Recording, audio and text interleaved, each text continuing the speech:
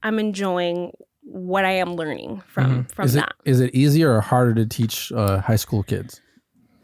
Both in a way, because... Dude, hold on. We have to stop. Gabe, your mic's backwards. Bro. Gabe Hernandez. Does it really matter if it... Oh, because... Dude, I can hear it. I was like... Does it... If I don't get it right the first time that I wanna be with you, don't know if I will live to see another try. 'Cause second chances, they don't ever seem to make their way to me. I wish I could rewind.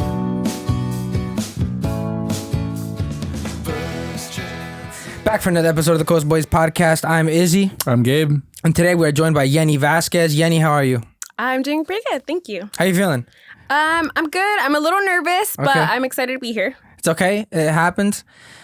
It happened to us at the beginning. Yeah. And you're just going to forget the camera's there. Get You're used to gonna it. forget it's just going to flow, you know? For sure. So for those that don't know, you're a teacher. Yes. You just started teaching at the high school. Yeah. How's that been? It's definitely been a roller coaster ride, especially with what's been going on with the pandemic and teaching online. But it's a learning experience. So I'm trying to take everything in and just embrace it. Nice. And before that, what were you teaching? I was previously at the elementary school, working at Danny Gray Elementary, and I was there for 2 years. Started off when I first moved here. Got the job as a bilingual assistant. And then I did that for a full year, which is really nice as well. And then I kind of worked with Gabe for a little bit in his classroom and then transitioned as a long-term substitute, and worked in a 4th grade classroom and then ended the school year with 5th graders. Nice. You guys are pretty young. How's that? Like, are you guys the youngest on staff? I think so, yeah. Yeah. I'm pretty sure I'm the youngest.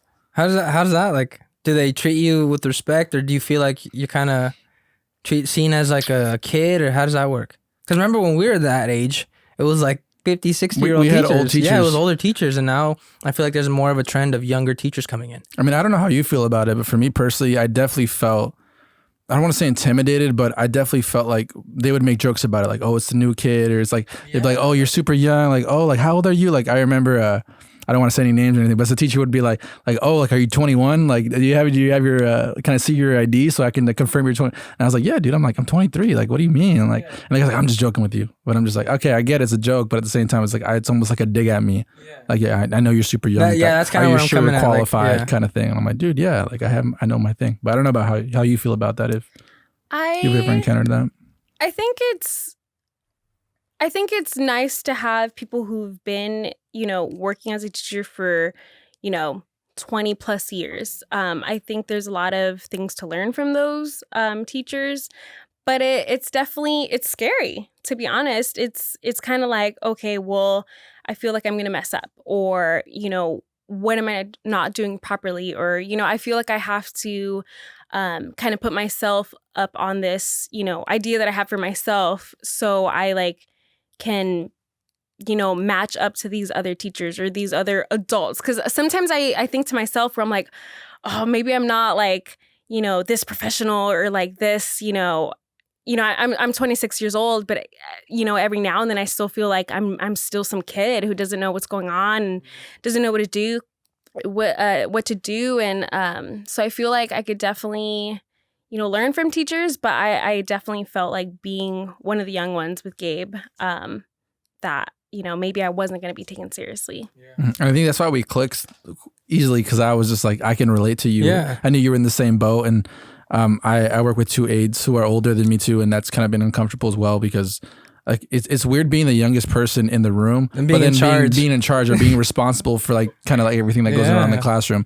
And I don't mind it. Like I can take the challenge, I can take the responsibility, but at the same time, it's like you almost inherently just feel like something's not right here. And so it's been difficult when I in times where I feel like, man, like maybe I don't feel like I'm ready for this position. That's how it felt like when I first started off, because I was thrown into this. I joined like really last minute to the classroom, and so I had like maybe a week to prep for my class, which is, nothing. If you know anything about teaching or you've ever been a teacher, like you need like at least a month, if not more than that, to prep for that. So I had a week. And the first couple of weeks, I remember telling myself, like going home and just thinking like my aides are way more qualified than me to be teaching this class.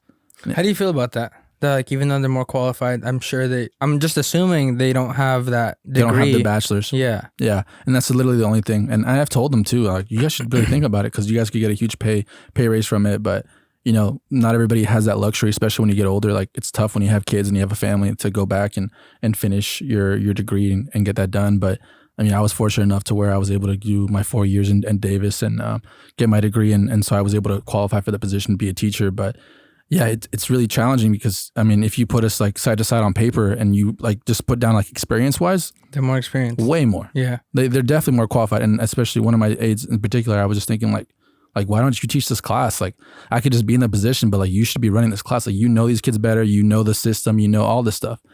Part of it was also that, I mean, I joined super late. I only had a week to start to really master the whole program. And, that's not enough time. Mm-hmm. But once you get the hang of it, now I feel way more comfortable. I understand like, okay, no, like I can provide something to the kids. And then I realized that the background that I do have from the 4 years and getting my BA, as well as the year I had as working as a behavioral therapist, like I can bring a lot to the table. So I feel a lot more comfortable about it now in my second year. That's good. Yeah, for sure. That's interesting how that works, huh? Like if you don't have a degree, like you can't get this position, whether you have experience or not. Yeah, which is super weird. Yeah.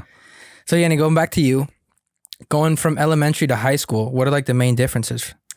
For me personally, being the teacher, I think I don't think we mentioned what you teach. What do you teach? Oh, I'm sorry. I'm an art teacher. Okay. So I'm the new art teacher at Fort Bragg High, which has been, like I said, a great learning experience for myself and kind of just, kind of maneuvering through this whole process. But one of the struggles that I've had is kind of, coming from elementary, I've always worked with elementary school or elementary age children.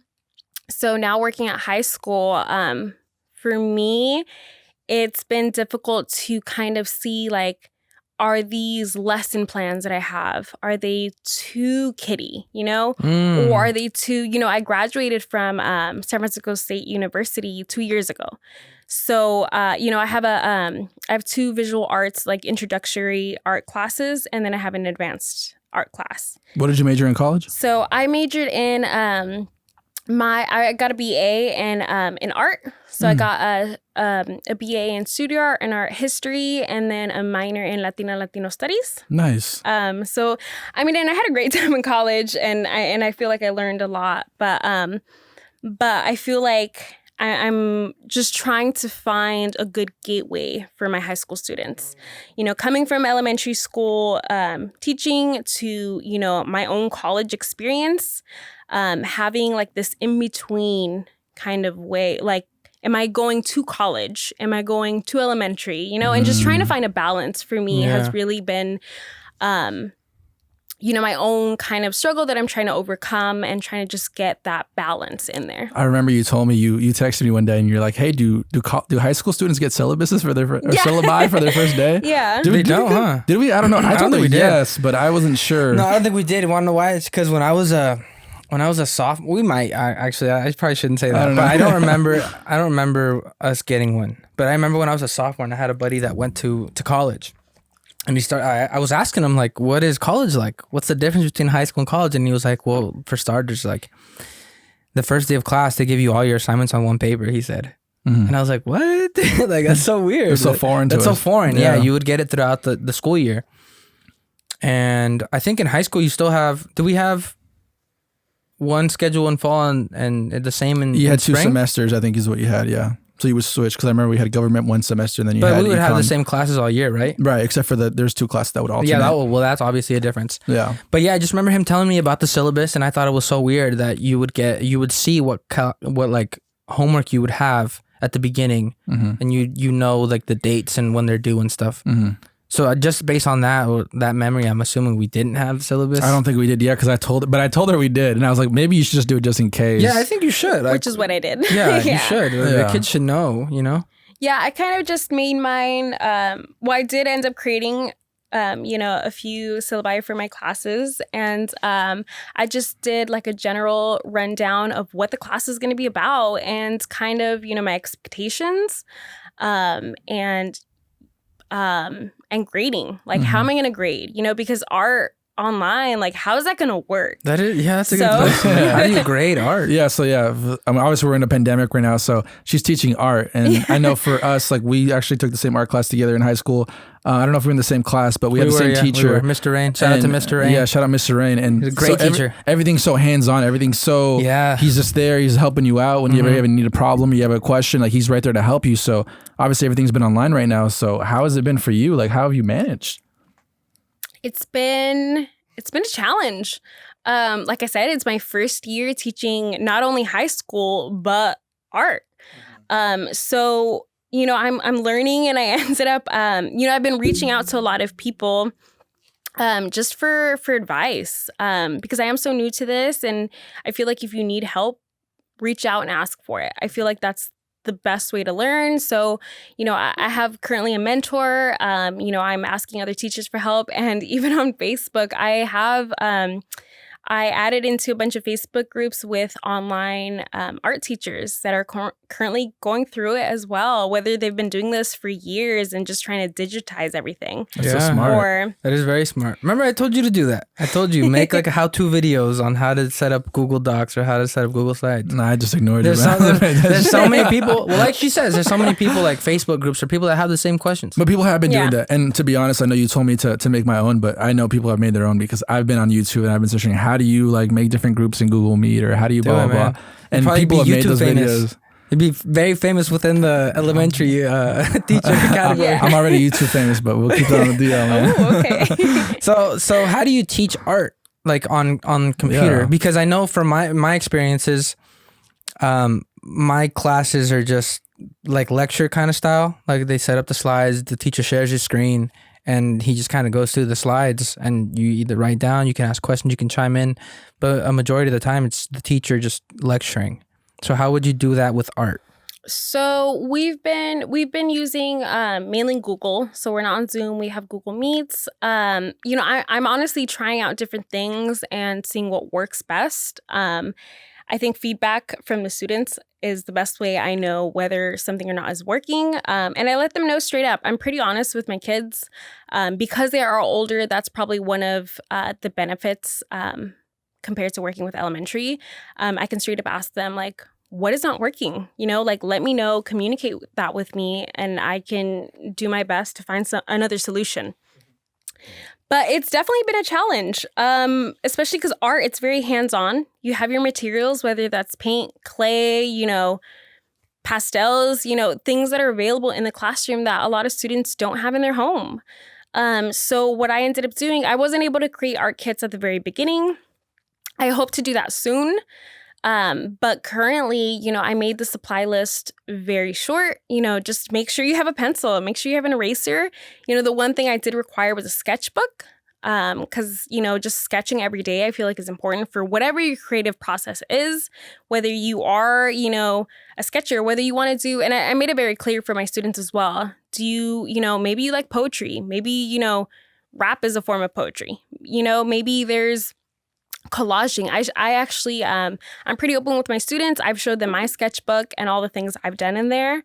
And it's not all sketching, right? There's a lot of like collages I've done on there. There's a lot of like, messing with photographs. So I let them know, and I hope that they're just experimenting and trying out different things. And, I leave it pretty open-ended on what materials they are using because, I don't know what everyone's home environment is like. And what I've been doing lately is kind of just letting them know, like, look at the other materials that you can use that are not traditional materials. And we kind of had a discussion like, what are traditional materials? We have paint, we have pastels, we have, color pencils or whatever it may be. And what are maybe unconventional media materials that we could use for an art piece? What's in your house that you could potentially use? And I actually had them, one of the assignments I had was go on a scavenger hunt around your house. What could you use? Like, get creative with it. And I had some kids nail polish. There's tape. There's, I had one kid, barbecue sauce, like there's all these things. What a weirdo. Yeah. There's, I had so many different, flower petals, right? All these things that, are like, why not? Why not try it? And I like to show the students a lot of artists who use these unconventional, materials. Just to give them some kind of maybe inspiration, or maybe like it's okay to venture out. So that's awesome. So yeah, and that way, if you don't have those paints, it's okay. Work with what you have, whether that's coffee, or whether that's other materials. Work with it. Try it out. You might like it or you might not, but now you know. So that's awesome. That's sick. I think it's so cool how you're so flexible like that, because art and like you said, poetry is an art, rap is an art. Music, creating music, painting, you can everything. Find art in anything, I think. Yeah, I feel like everything that's creative or it forces you to kind of be innovative is an art form. And it can be expressed in many ways, and I think that's really cool. Because those have been my favorite teachers, my favorite professors, the ones that are like, I'll give you an example. Like right now I have a teacher, and it's marketing graphics, and he gives us kind of assignments to do. He's like, but if you have your own personal project going on right now and you feel like doing that, like I'm more than flexible. Like I'm more than happy to be flexible with it. You can submit those. And he's not just restricting you to, it's like, this is what you're going to learn, And I feel like it's very important for people that are trying to be creative and something that you're showing with your students. My question, transitioning, is when did you start getting fascinated in art? Like when did that start? Because if you're majoring in it, it's something that sparks from youth, Oh yeah, and my dad actually, from these conversations that I've had with him, he wanted to be a painter. Like he loves art. That's awesome. Yeah, every now and then I see like his artwork, and he's big into like corridos, and he creates his own poetry, and and I think it's amazing, and I really look up to that, and yeah, he, I still, I come home to Hayward and I just find these new little things where I'm like, he just painted this. Or, That's okay, this is a awesome. new sculpture, right? With the materials he has at home. But that definitely, I remember being a little kid and him just like, okay, I'm going to show you like, this is how you draw a horse. And I'm like, okay. And I used to just sit there and I remember him like sketching these things out, and growing up, like, I'm the youngest out of 4, and my siblings are all very talented. I remember seeing my brother's artwork and my sister's. I actually remember going and sneaking into my sister's room and stealing her sketchbook because I used to love looking at her art. I used to I was in awe, basically. I was really inspired, and I really looked up to all my siblings, being the youngest. And I was like, okay, I want to do this, and it just happened that, I would try to draw at home, and in high school, I started taking all these art classes, and I was like, okay, this is something I kind of like. And when I got into college, I kept taking those classes and seeing what else I could learn. And if this ended up being something I wanted to do, and it just kind of, kept going and kept going. Did you have the idea that you wanted to go to college though to become an art teacher, or what exactly were you thinking about when I'm going to major in art? And what did you have planned? What's my end goal? Yeah, what's my end goal? Or did you even think about that? That's a really good question. I didn't. In the back of my head, I always kind of felt like, okay, if all else fails, like art teacher, because I wasn't sure, to be honest. I know I was going to college. With my parents, like all my siblings had gone to college. Like it was like necessary. Like you go to college. Like there's no question about it. I'm like, okay, yeah. Duh. So yeah, of course. So I, went to school and ended up just taking classes that were interesting to me, right? Things I wanted to take. Because if I'm paying for school, like I feel like I should be learning the things that interest me, which was art, right? So I didn't have a specific plan after college. I really didn't. And I think that worried me my last year. And even when I graduated, I was like, I don't know what I'm going to do. Mm-hmm. And, there's so many art jobs. There's things that, people don't even think, like little, like, even in photography, people who are editing your photos, like that's a job itself, all these kind of different things. And I just felt like I don't know what I'm going to do. When I graduated, I was like, I know I love art. I was like, I love art history, which is obviously why I majored in that as well. I was like, maybe I'll work in a art museum, right? But what I learned was I loved, like right after I graduated high school, I loved working with kids. So it kind of just two and two went together. And, I started working with kids while I was going to school for art. And it just kind of went together. And, it wasn't originally what I had planned because I didn't have a specific plan. But, it's kind of just fell like together. And where were you working with kids? Where at? So when I graduated high school, I started, the first job I got was at a summer camp. So I was working with elementary school kids at a summer camp. And then I ended up working for the Hayward School District.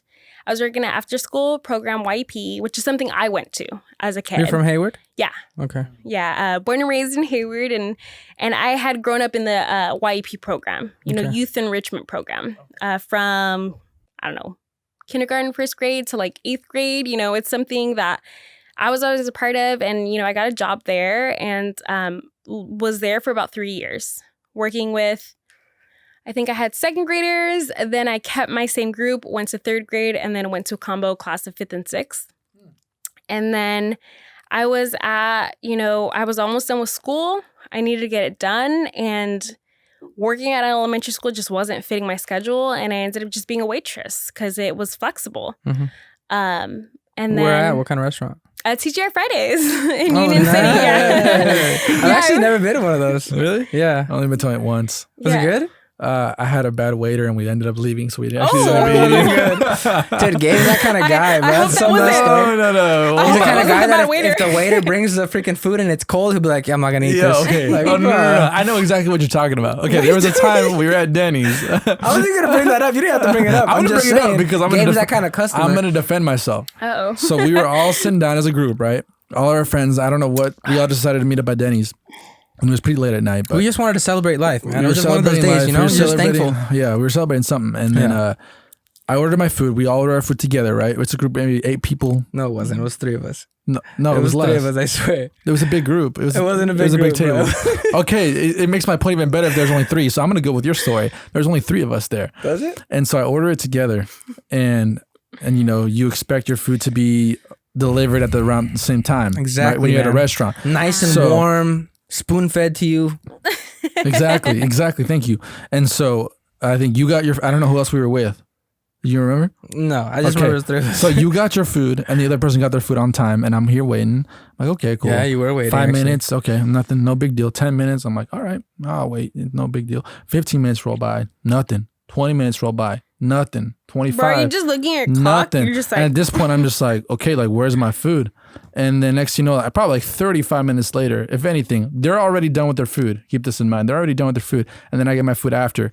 And I'm just like, dude, like, what's the point? Like, I wanted to eat my food and talk to my friends at the same time. Like, why now I'm just going to eat my food while they wait for me? Like, it didn't seem right. So I was just like, like, I don't want the food anymore. Like, it's fine. Like, I'll just go home. And the guy was upset. The guy was upset. He's like, really? You going to be like that? He's like, dude, I don't want this. And I don't think there's anything wrong with that. Like, I honestly, I treat my service with respect. If I have great service, like, I'll tip you. I'll do all that. But I mean, 30 minutes late. I think I'm being generous. Or like, absolutely, man. You're being a nice guy. You know what? I take back what I said, Gabe. I take all that back. You're not a bad customer, man. I don't know how I would be the same way. But I'm just like, I mean, maybe it was a late night. Maybe I was just like in a bad mood. You're just grumpy, bro. You're just maybe hungry. I was get grumpy hungry too, hungry, man. But it was like, bro, it was hella easy. It was 2 eggs and like hash browns. Like, dude, come on. Yeah, you get the same I thing could have every went time. back in the kitchen and I could have cooked that shit. Like, You should have offered, man. Obviously, their kitchen was slacking. It was too late. But we won't get into that, okay? Going back to you, Anyways, going back to you, yeah. I don't know how this got brought up. TGI Fridays. TGI Fridays. How was that? It was probably one of the most fun jobs I've ever had. I made some really good friends there, and just the environment was honestly great. Obviously, everyone's either a college student or fresh out of high school. Like, everyone was kind of around the same age group, and you're working together in a restaurant. Like, what else could you want? So, that's probably when I went out most, we'd go out after work. TGI Fridays closes pretty late. So we would go out afterwards, en la madrugada, right? Like, so like 3 a.m., you're out, but it was fun. I met a lot of great people. Shout out to TGI Fridays and the coworker. Hayward, right? You worked at the Hayward one? Is there one? Union City. Union City. Yeah. Shout out Union City. Shout out Union City TGI Fridays. TGI Fridays. Yeah, it was. I think it's the last one because I feel like they've closed. They're closing down, huh? They've been closing down. So I think ours was like. I remember getting calls from Sacramento, be like, "Do you guys have any in Sacramento?" Nope, it's only over here. Goodbye. Damn. But yeah, I feel like they've closed most of their locations except for like Union City and like way farther. Yeah. I went to one in Anaheim. Don't go to that one. That was whack. Really? Yeah. Whack service. But Damn. that was my experience. Anyway. It's kind of like Applebee's, right? Or Chili's? Yeah. That's my experience. Yeah, basically, yeah. Okay. Ribs, burgers, Oof. I'm getting hungry. Okay, so going back to work. So you were working there. Yeah. How did you transition out of that? Yeah. Or did you have this kind of realization as like, I want to get a better job, or how did that go about? Well, it was my last couple years at state, and I know I needed that flexibility, so I was working at the restaurant. I was a hostess for a while, and then a waitress, and then I graduated, and literally right when I graduated, 2018, I was like, I need. There was a lot of stuff going on in my life at that time, and I was just like, I moved. I moved here to Mendocino Coast, to Fort Bragg within, that summer. I graduated 2018, I think May or whenever. And I think by August, I had applied to this job because I knew a teacher here already that I had known for a few years. And she let me know about the bilingual aid position.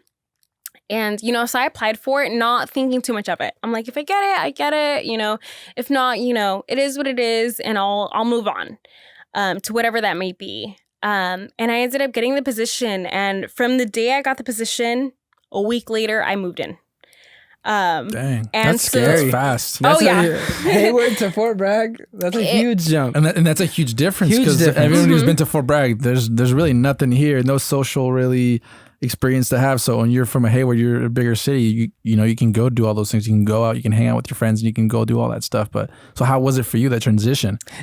Before you answer, is Hayward like a city, or are there like parts of it where it's like rural? Or is it just like a city?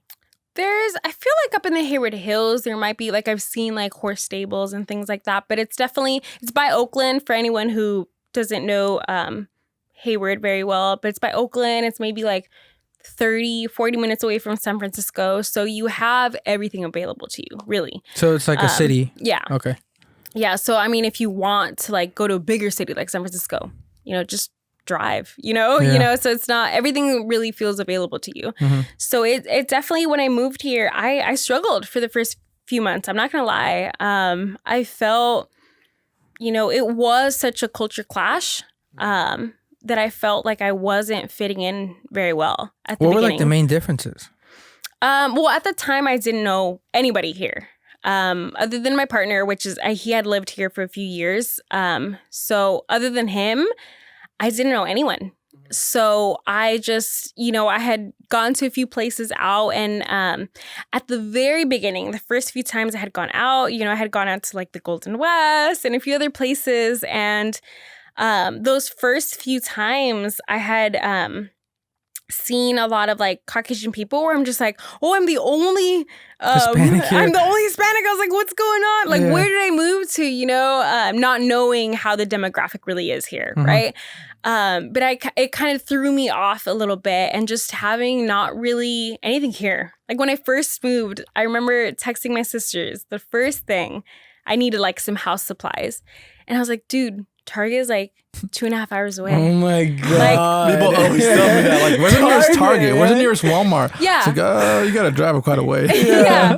And that threw me off. I was like, guys, I just need simple stuff. Like, I need to like, where am I going to go? There's Rite Aid, which is, I mean, I've grown to really love this place. I really have. But it threw me off when I first lived here, and the weather. I've always loved really hot weather. I hate and- hot weather. too. I hate told hot Gabe weather. that too. Like I wish it was super warm here. You said Like just you- imagine yeah. if it was like 80 Oh, it'd degrees be on average here. beautiful. I don't like it. We'd go to the beach every day. Oh yeah. But the water's cold in the beach. We wouldn't go in anyways. Oh my god. Well, I mean, if But it's if it's so 80 hot, degrees wouldn't outside, you want to hop yeah, in you'd cold want water? to dip in, dude. I don't know, man. I was used to Davis weather where it was like in the summer it was like 100 plus degrees, 110 plus Okay, degrees. but we're talking about 80 And I was degrees like, here, screw- guys. It's 20-degree difference. I don't know. I just don't like the 80 hot is weather. perfect. For It's me, not my 80 is thing. perfect. That's perfect, yeah. Yeah. 70 to 80. pff, Oh yeah, beautiful. T-shirt and shorts, 65, man. that's where I'm at. Right I'll there. go like 86, and I'll be like, oh, this is good. I could take a little nap. Oh, but Yeah. but when it gets really cold, like I can't do anything below 70. I'm just like, I'm not. I don't really like the rain. And the funny part is, I've never really. I'm kind of scared of large bodies of water, like the ocean. Yeah. So it's funny that I moved to such a coastal town. Yeah. Because it was instantly terrifying to me. I was like, I don't like the ocean. I was never a fan of the beach. Do you know how to swim? No, I do not. Okay, that's probably why. Typical city girl. That's probably Typical why. Yeah. Yeah, I don't know how to swim, and I didn't go to the beach very often. So yeah, it was I've learned to love it, but it did take me some time, and I think what got me to really like it is the fact that it is such a small town. So it really resonated with like where my parents are from in Mexico. Like I liked that small town vibe. Mm-hmm. Where are your So- parents from Mexico? They're from Michoacan. Hey, shout out Michoacan. Let's go. Arriba las águilas. That's funny. Are they both in the same place? Yes, they're from near La Piedad, if anyone knows it. By Oh, yeah, Gabe, you know where that is, right? Oh, yeah, I know. Yeah. Yeah. It's like my neighbor. Yeah. Yeah. there you It's go. right next door. Okay. You go there all the time. Yeah, go on. There you go, primo. No, just kidding. You guys are probably related. Yeah, we're probably related somehow. Primo, like, compa. we're No, long, just long, kidding. long last cousins or something. Tetara, tetara, Probably. tetara. It's like, okay. Sorry. You were So they're saying. from Michoacan. And Yeah, both my parents are, they've known each other since they were like 12, 13. I remember I like talked to my parents about it, and they were like young when they first, met each other, and, how young?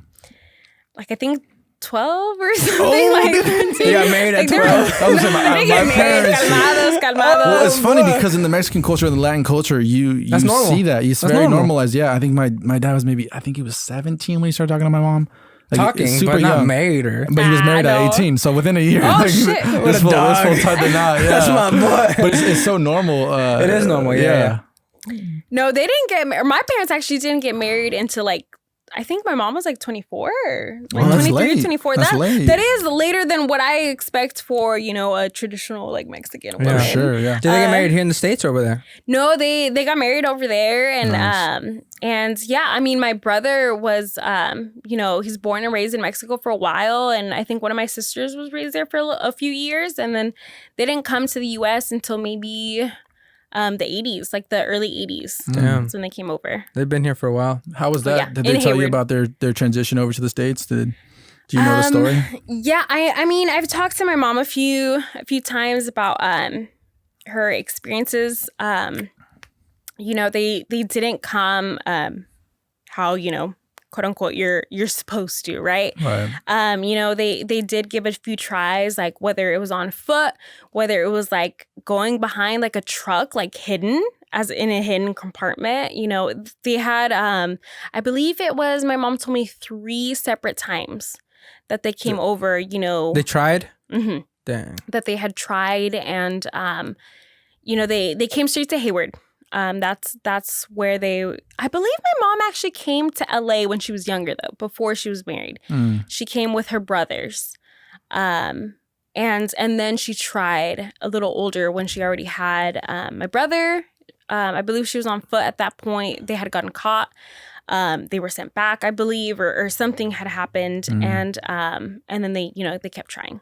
And then another time when both of my older siblings were, I don't know, maybe like 5, or I'm not sure that's the age, but they were older and they were coming over that way through a hidden compartment, and my siblings coming through another way. They were separated, but down to Hayward is where they were going. That's so So tough. scary, man. Yeah. Oh, And yeah. you said in the 80s that they came over?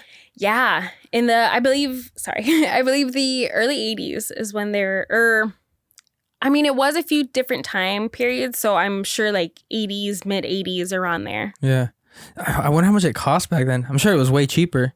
Now it's like 10 G's just to get one person over. Really? Yeah. I have no idea what It's it costs so expensive now. now. I definitely know it was cheaper back in the day. That's insane. And what Do it you- is currently, yeah. Yeah, Yeah. absolutely. It's so expensive now. Do you know how your parents crossed? Yeah. Well, my dad was telling me the story the other day, actually, because I was curious. Like, it's something that I kind of take it for granted. I'm going to talk about this on the No, podcast. I've taken it for granted because I always grew up here. I was born here. And, Absolutely. And then I don't think about it. But then I was like, yeah, like my dad grew up in Mexico. Like he had a totally different childhood. And so I was asking him the other day, and he was telling me how he knew somebody, and the dude he knew, I don't know how he had access to the United States or whatever, but he was basically like, okay, I'm gonna get you in. Don't worry about it. Like he kind of set up the time and date for him to cross over. And what my dad told me is like there was also something that was part of a school he was taking when he was in high school over there, I think. And there was like they had this program where you could kind of go over and you could kind of like get a taste of what it was like to living in the States. And so he went over with my aunt and my uncle, and they tried it out. And he was telling me the story where they were at the border control or the border crossing or whatever. And they went over, and the people ask you, oh, you know, they usually ask you, what are you doing here for? Like, are you here for business? Are you here for pleasure? Like, what are you doing here for, like, for vacation or whatever? And my dad's like, oh, I'm just here to test it out for vacation. And the guy's like, really? Like, I see you. Like, you're looking kind of strong. Look like you've been working out. Like, I feel like you're here to get work done. Like, I don't think you're here for vacation. Like, the guy didn't believe him. That's hard sweating. And my dad's like, no, I'm here for vacation. He's like, give me a second. I'll be right back. And my dad just like was panicking, and he looked over and he told my aunt, I think it was his friend, not my uncle, but it was my aunt and his friend. He's like, tell him like, this is what the guy said. And they told him like, oh, like, no, like this guy's going to come back with security or something like that. Like they just come back. The next guy comes around at like 3 a.m. or something. Like they had the time slots. Like they knew when the new person was coming in. Yeah. And so he told me that, and like, oh, let's just come back at 3. And so they come back at 3. It's some other lady that's a new person. He did the same exact thing. He told them, he's like, hey, I'm here for vacation. I'm here for whatever. And the lady's like, okay, cool. Like, how long are you going to be here for? He's like, oh, maybe like 3, 4, 5 days just to check it out. He's like, really? That's it? Like, no, you guys should stay here for more. I'm going to put your thing for 3 months. And like, she just stamped it for hella longer.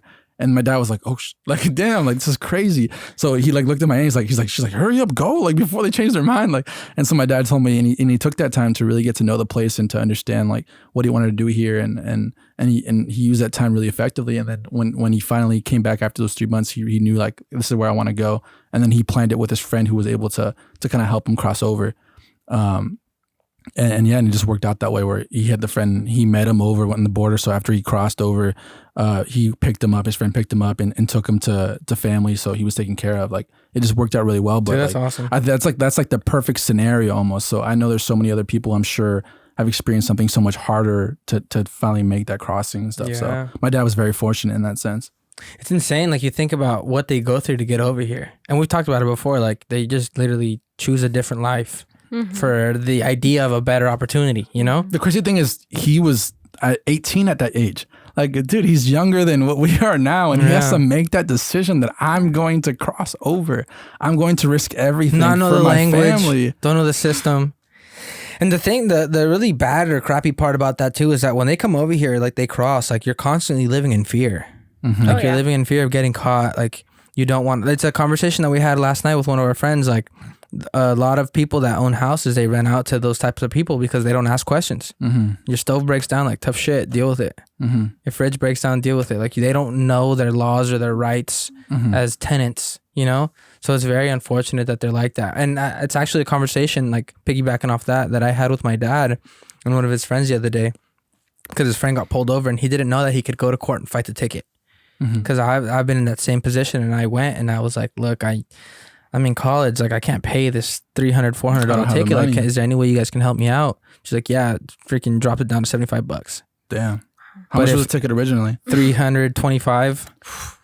But huge. like, but I went, you know, like I didn't know, it was my first time, you know, I'm not familiar with the system, and I'm someone that was born here and I speak the language. Yeah. So just think someone that gets pulled over without a license or without papers or without That's that, scary. they get a $400, $500 ticket and they just pay the money. Yeah.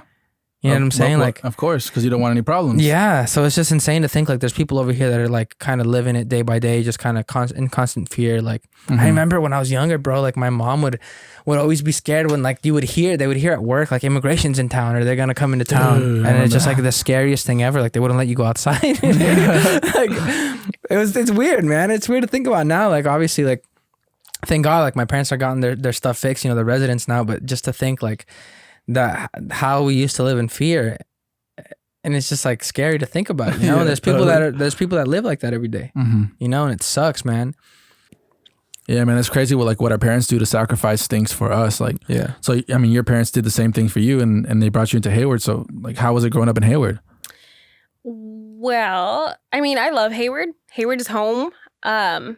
But being the youngest from four, I obviously dealt with a lot of different things than my siblings had to deal with.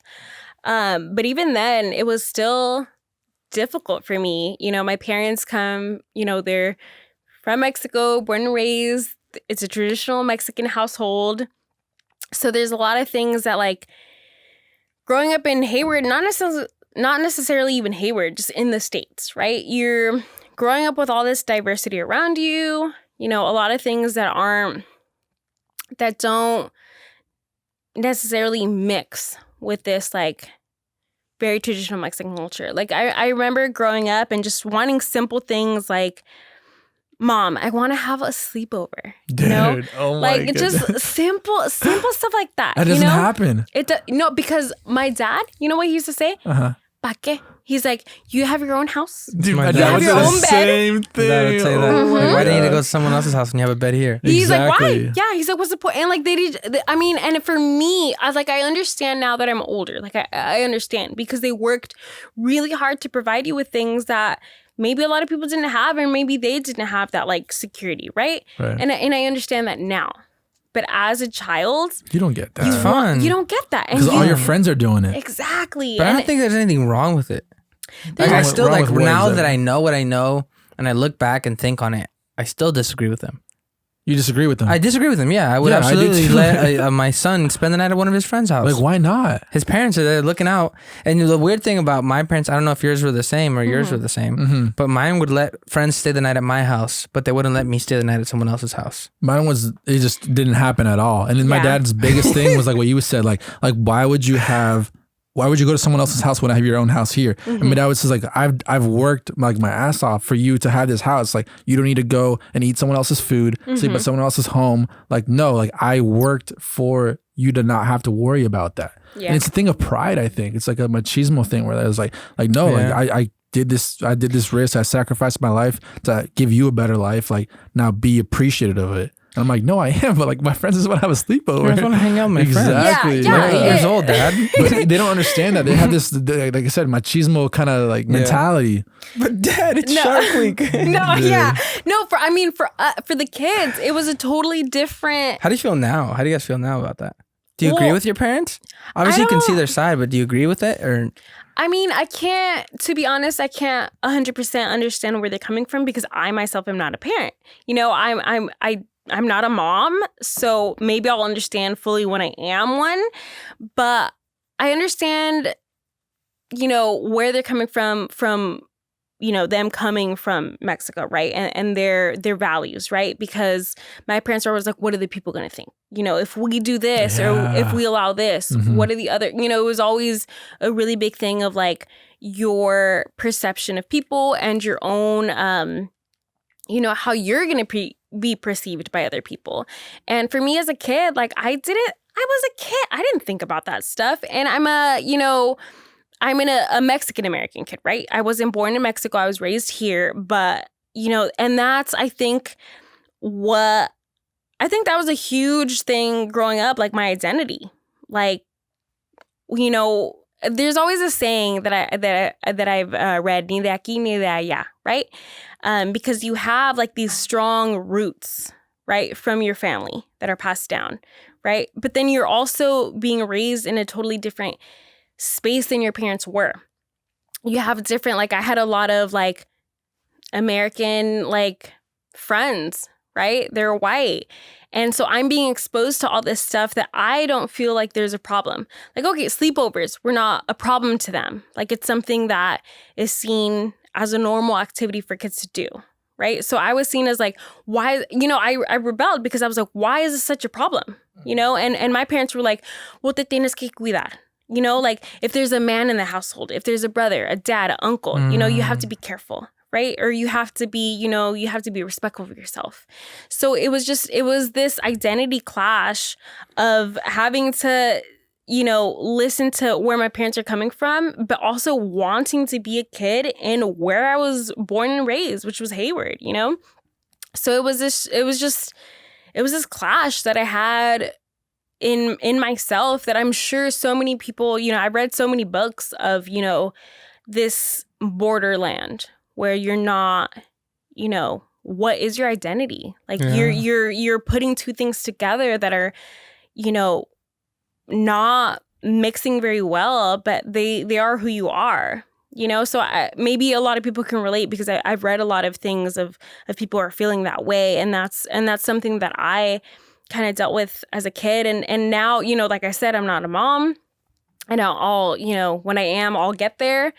But there's things that, yes, I respect what my parents did. They did what they had to do. They said what they had to do. But there's a lot of things as well that I feel like it's okay to learn what not to do from that as well. So there's a lot of things that I'm able to, pick and grasp for whenever that day does come. Whenever I am, if I am a mother or when I am a mother, right? Absolutely. And that's something I wanted to ask you about, because I know there's times where I've talked to Izzy off camera and we like both say like, man, we both experienced that. Like we're both from a Mexican household, from a Latin household. And like, yeah, like we couldn't go to sleepovers, or we couldn't invite friends over. Or we had certain expectations, but that's like as the male perspective. So I'm wondering from you, like as a female, like how was it growing up in a Mexican household? Like what kind of expectations did they have for you? Like what things couldn't you do, or that maybe your brother was able to do that you couldn't? Yeah. Like, do you have some similarities or differences between that? Yeah, like what you just said about like, what if there's a male in the house? You got to respect, like that didn't even come to my mind. Never crossed their minds. Yeah. Like for me, it was just, no, you can't go because I don't want you to go. The simple as that. Like they can put it however they want, but at the end of the day, it's literally just because they don't want me to go. Right. But it was never a safety issue. I think, and I actually think that's one of the most interesting points, is the fact that it becomes, obviously I'm not a man, so I don't, know your experience, but in my experience, being a female, Mexicana, right? And being the youngest, right? There is a sense of safety. Like, can you trust people? And it became very apparent in my life. It really did, because you grow up with these things feeling like you can't trust people and you can't trust men. And, growing up with that sense of like fear, really kind of stuck with me. That I understand, moms and parents want to look after the kids, but creating the sense of fear can also jeopardize that as well. So I felt like growing up, I had to be very cautious, like, well, who's this person around me? What are their intentions? Because that is something that my parents instilled in me. You have to, te tienes que cuidar. You have to be careful of yourself. You can't trust anybody, even your family, right? So if they're a male, you can't trust, Damn. And it was something that it's like, pues son mis primos. Like they're, my cousins, like, their family, I love them, this and that. But it was something that was, as a kid, I took it to heart. And, as I got older, I really started thinking about the fact that, this shit hits heavy. It really does, because you start questioning everyone in your life.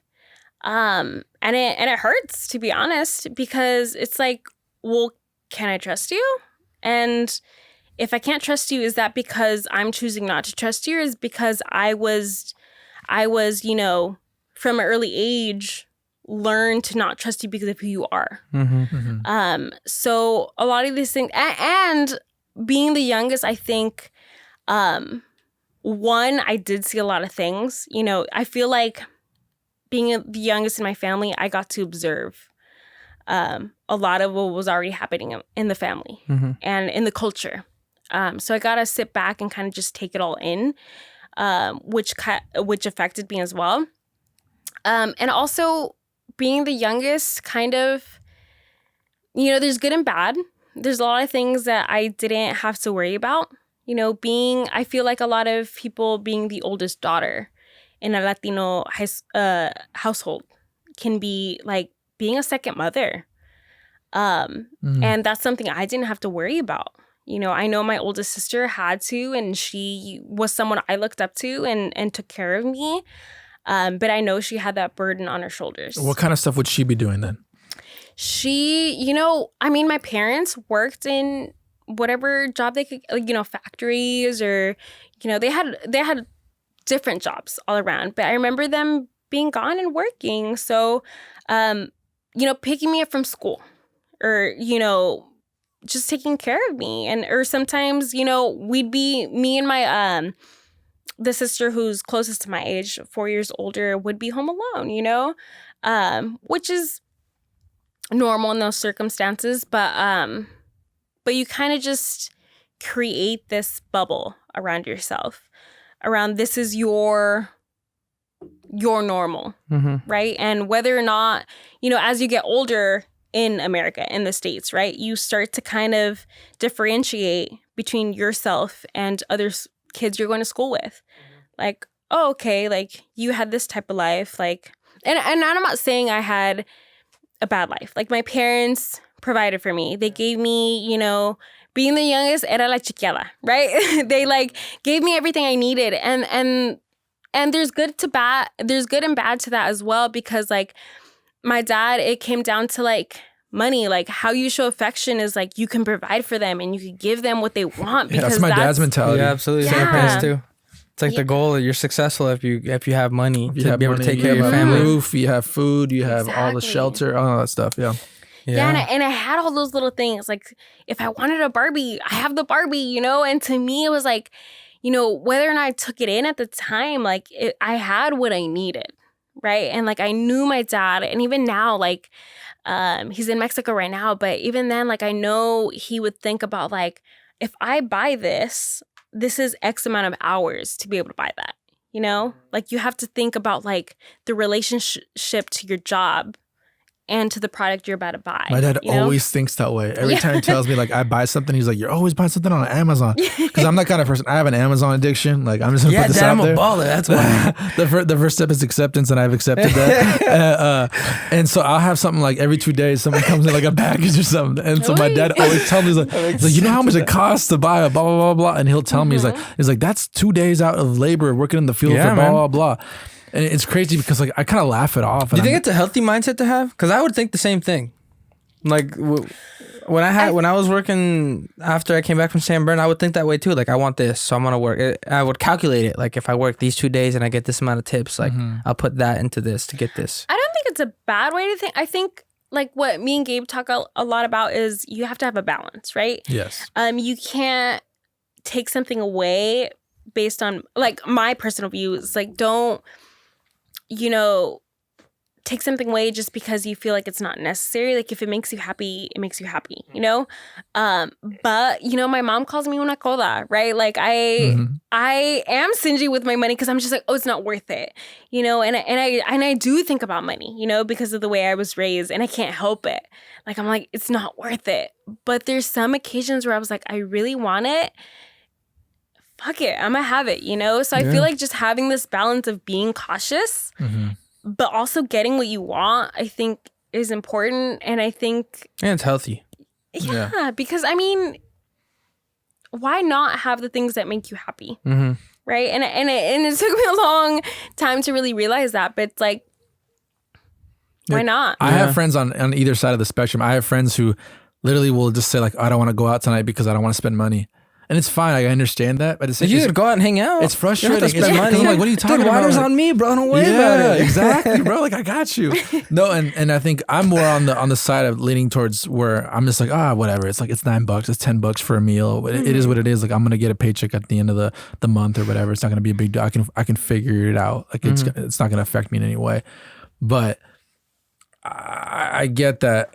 Just imagine if he only had like $5 in his account and you didn't know that. Exactly. No, you get what I'm saying? That's what happened in college a lot with a lot of friends that I knew that they were struggling, man. And I know you shared with me some of your experiences, and I think I shared with you some of mine where there's one time for me, I was in Target, and I'm gonna tell you right now, shout out to Leah, because you came clutch. Hey, shout out to Lovely Bay. Shout out to Leah. Shout out to Lovely Bay. I was in Target and I was buying a polo because I needed a polo for my. It was a frat event. I was running for a frat event. Okay, It was frat stuff, bro. Yeah, it's It was frat probably stuff. Saturday. I'm assuming it was I'm not Saturday. gonna go into details, but I'm kind of a frat star. Oh, it's Anyway, kind it was a frat event, right? And I needed a polo for it. And so I'm over here in Target and I'm over here checking out. And she came with me to help me pick out the polo I wanted, right? And so it was cool. And I was like, oh yeah, like for helping me out, like I was like, what do you want? And she's like, oh, just like a candy bar. And so, Yeah, you're gonna have to get something cheaper. wait. No, I just said, what do you want? She's like, oh, I'll just get a Twix. I remember this perfectly. So she gets a Twix, right? And so we're checking. It's a polo. It's a white polo with the blue collar. I remember this perfectly. And it's a Twix bar. It's gonna be like 26, blah blah blah, whatever it was. And I put in my card, and they're like, oh, your card was declined. Try again. I was like, okay. No big deal. Looking around the line. Are you happens. sure? There's a line. But Whose you know what? card? This happens all the time because sometimes my chip reader doesn't work. I don't know if that happens to you guys, but it happens to me all the time. So I'm like, all right, no big deal. I'm not sweating. I'm putting it in twice. Oh, it's declined again. You start sweating. And I'm telling her, I was like, you need to get your manager out here because this thing isn't working. Like my card's fine. Did you tell her that? I tried a third. No. Oh, okay. But I tried a third time, and it's like it's declined, sir. I'm sorry. I don't know what to tell you. And at this time, I only had one debit card. Right, I had no cash on me because I don't know. I only carry my cards now. I see myself carrying cash now, and I'll just say all this right now. Also, my dad has a saying like, "You're not a man unless you have at least $100 in cash in your wallet." Yeah, my parents are the same way. But kind of agreeing with them, like I feel like I spend the money less if I have the cash. If I see it on my hands that I'm like, fuck, I'm gonna spend it on a meal, there goes $20. I 100% agree. But in my card, I'm like fucking scanning Who cares? away Because you like, don't see the I money don't going. see it leaving. Yeah. But the cash, I have it right there. I open my pocket or my wallet and I see the money. I was like, So damn. it hurts when you lose the money. You're Like, are you sure? It'd be cool. No. Sam, so you got declined. That's what's going on. So it gets declined, right? And I'm with Talia, and so this is embarrassing, right? Because I'm just like, what do you mean? And I had just bought shoes like probably 30 minutes before. So we had went to the shoe store right across Shoe Palace, and I had bought some shoes for the event. Yeah. So some nice brown shoes, and then we went to Target to get the polo. And so my car gets declined for the third time. I'm just like, what's going on? And then I was like, I don't know. I told her, I was like, I don't have any cash. Like, do you mind like just doing that? I'll Venmo you later. And she said, yeah, she was fine. She was hella chill about it. So shout out you. Thank you for doing that. Shout out to lovely Like, babe. Shout out to Talia. you hooked it up. Yeah, Thank it's you. a so much. lifesaver. Thank you so much for calling my boy. You came in clutch. You Save came in my clutch. boy right here. Anyway, so I got that. And then I'm just like, what the hell happened, right? That's weird. So I go home. I check my account balance on my Chase app. I'm like negative $78. 78. Something like that. It was bad. I was like, what? How do you buy the shoes? Dude, I don't know, but I got approved. Shout out They Shoe gotta- Palace. yeah, Shout they out gotta Shoe fix Palace. their machines, bro. Dude, So I'm just like negative struggling. 78. I dude. immediately call my parents. I'm like, Dad, I need money. And this is something like where again I felt blessed and I felt privileged in that sense because I was like, Mom, Dad, I need money in my account. And literally the next day they were there for me. They went and deposited money for me. It's like not a lot of people can do that, but I was like, oh my gosh, like I was in this position where I was like, what am I doing? Yeah, it's just one of those things you learn. You know, like you Yeah. have to go through it to learn, you know, or else it probably would have happened later on down the line. And I've never let that happen again. Ever Yeah. since then, I was like, Yeah, dude, it's embarrassing. But Dude, I remember one time when I was at San Bern, this same thing happened, but it didn't. Like I wasn't $78 deep, but I was like I don't even know, but it was less than $1 negative. And I had to text Trevin, dude. Shout out to Trevin. Thank you so much. Because Shout out to Trev. I texted and I was like, bro, can you just Venmo me? Like, I know it sounds weird, but just Venmo me like $1.30, please. Like, hella specific. yeah, number. just like I just needed to go to positive, and then from there, like I can call my parents and plug me up, you know. But like, I just remember hitting him up. He's like, "Yeah, no worries. Like, it's not a big deal. Damn. It shouldn't be a big deal, but at the same time, it's just something weird to ask him, you know." And it's embarrassing almost in a sense. It's very 'cause embarrassing, but so- I feel like Trev was the only person I can go to ask him something like that, you know. Like I wouldn't ask any of my other friends. Right. But yeah, dude, it's just embarrassing to admit, like, dude, I have no money right now. So Like, that's I why- need your help. Like, Yeah, that's why when I think when my dad thinks the same way, like that costs this much money to work, this costs how many hours of work. It's like it's just instilled in them, like you were saying earlier. Like it's just this mentality where they're like, no, I've worked on the fields. I know like it takes a full days of work to be able to buy something like that. Yeah. So it doesn't surprise me that you know your family was the same way in that sense. I think, I mean, for me, like, I feel like maybe it's things I've seen in videos and movies and right, but I feel like being the youngest, it's up to me to like have to eventually provide for my parents, especially as I get to older My age. parents have told me that. They're like, Yeah. we're counting on you. Don't screw Yeah, this because up. it's like I'm not even the oldest in the middle. Bro. Right. I'm not even the youngest. I'm like, the what are you middle, talking about? yeah. I don't know. I think that's one of the stresses that I carry with me because I'm not the oldest. Like I don't have like, all the stress that they were raised with. But like at the end of the day, I'm just like, I'm the only one without a kid. Like all my siblings have, either 1 or 2 kids Really? and I don't. So I'm just like, oh shit, that falls on me, you know? So I feel like although they offer, they're like, Mija, like, do you need money? Do you need help? I always say no. I always, whether I do or not, I feel like it's my responsibility to be like, no. Why do you think that way? Because just the way, and maybe it was just instilled in me, but I just feel it's not necessarily pride. Or maybe it is. I don't know. But I feel like it's kind of like what I've had these conversations with my mom, and it's like it's your duty to take care of your parents when they're older. And my parents are already mid-60s. My dad's like 66 already. Like, they're close to 70, and I'm 26, so I feel like I have to take care of them. And I feel like, if they need that help, I should be able to provide for them. And I think my mom makes that very clear with like, she'll mention stories of like family members like, oh, they have a very successful career. They make this much a month, this my and mom that. literally just had that conversation with me. Yeah. Like, it sucks. But I agree. Yeah. There's definitely a pressure, but I think it's a goal for myself. I shouldn't talk for you guys, but like, I feel like it's a goal, especially growing up in a Hispanic household. That is definitely a goal that the parents kind of set out for you. It's like, it's very frowned upon in the Hispanic community to put your parents like in a retirement home. Oh yeah. Oh, Oh, yeah. you don't do that. Yeah, you don't do that. You take care of them. You take care of them, and Yeah. it's you like obviously they took care of me my entire life, not just when I was a kid, not just when I was a baby. Like I was able to go to school because of that. Yeah. I was able to like hopefully jumpstart my career. You were able to jumpstart your career because of your parents. Absolutely. And same with you. So it's very normal. I feel like it's different. Everyone here has, in other cultures it's different. But in the Hispanic community, like you take care of your parents. They live with you. They live in a house next to you. You go. You don't get caretakers. You take care of your parents. Yeah. You know what I'm saying? So that kind of pressure that they're putting on you, like maybe you do feel it's pressure, but I feel like it's normal. Like. I feel like it's very relatable in that sense because it's something that I go through, like parents tell me the same thing. Like they joke around, like you better not put me in retirement. Oh yeah. And I'm like, you keep this up, I'm going to put you in retirement. My parents always tell me that. They're always like saying like, oh yeah, it's funny. I don't know if they do that with my other siblings, but like sometimes I'll just be me, my mom, my dad, right? And they'll be like, hey, like you, like we're expecting you, like we're putting all our chips on you, like you're gonna be the one who's gonna provide for us. Yeah, that's so interesting to have multiple kids, like because I grew up just me and my brother, right? And my brother, there's an age gap to where like we didn't grow up with the same interests. Like he's 5 years older than me, right? So like when he was going through school, like I was a kid.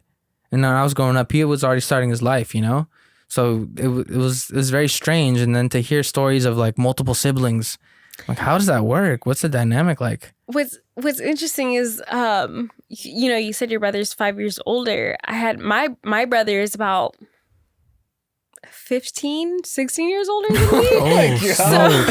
Oh my god! So my mom had me at 40. Like she was up there, and I mean, like I said, I'm not a mom, but I'm already tired. Like I can't picture myself, at the age I'm at right now. I could barely see myself, but like at 40, like imagínate, Yeah. So my brother is actually the one who named me. Is what I've heard. Really? He named me because he was a high schooler, and growing up, he was a college student.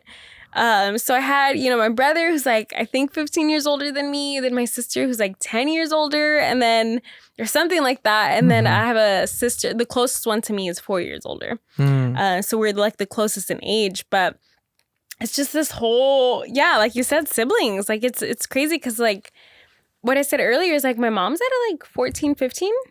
And, and my dad's at like 12. So it's definitely this whole like sibling thing. Like, how are you guys going to support the family? Or how are you guys, what's your role? Yeah, absolutely. You mentioned that earlier. Like, did you say your older sister took the role of like a mother kind of thing? I feel like it's expected. I feel like this isn't a rare occasion. I feel like I see very often that the oldest daughter takes the role of the mother or the second mother, and takes care of their siblings.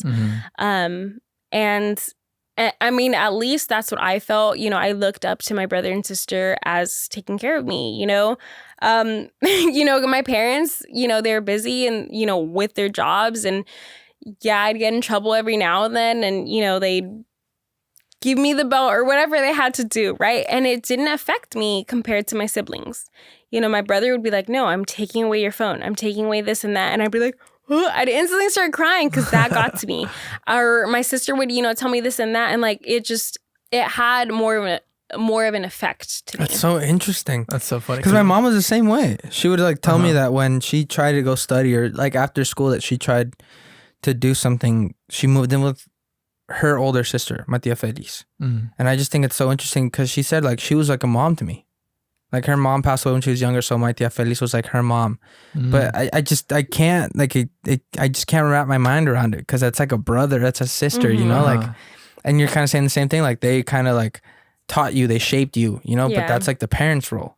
I know. That's right. And you told me you do it with Josue. Yeah, I was about to say. Very interesting. I was Like, literally about to say that. That's It's exactly so how it is with weird. Josue. Like I feel like I'm the parent. And I don't know if that's like that's something that just crosses across cultures, or maybe it's just a Mexican thing, or maybe it's just a Latin thing. But yeah, like I literally feel like I'm more of a parent to Josue than my mom and dad are to him, and it's fine. Like I don't care. I don't care about the responsibility. Like I'll take that upon myself, and I feel like I can coach him and direct him the right way. But it is this kind of like unspoken expectation for me where I'm just like I'm gonna steer him the right way. I'm gonna help him with his classes. I'm gonna help him with socializing, with doing whatever, with anything he needs help with it or anything he needs guidance on. Like I'm the go-to person for him, and that's fine, and I'll take that. But something I wanted to say is also that my older sister kind of experienced that. I've only have one sister, right? I have one sister and I have 3 different brothers. And so she definitely took off the role as mom, because there were some times where my mom was busy, she was working, she was doing whatever.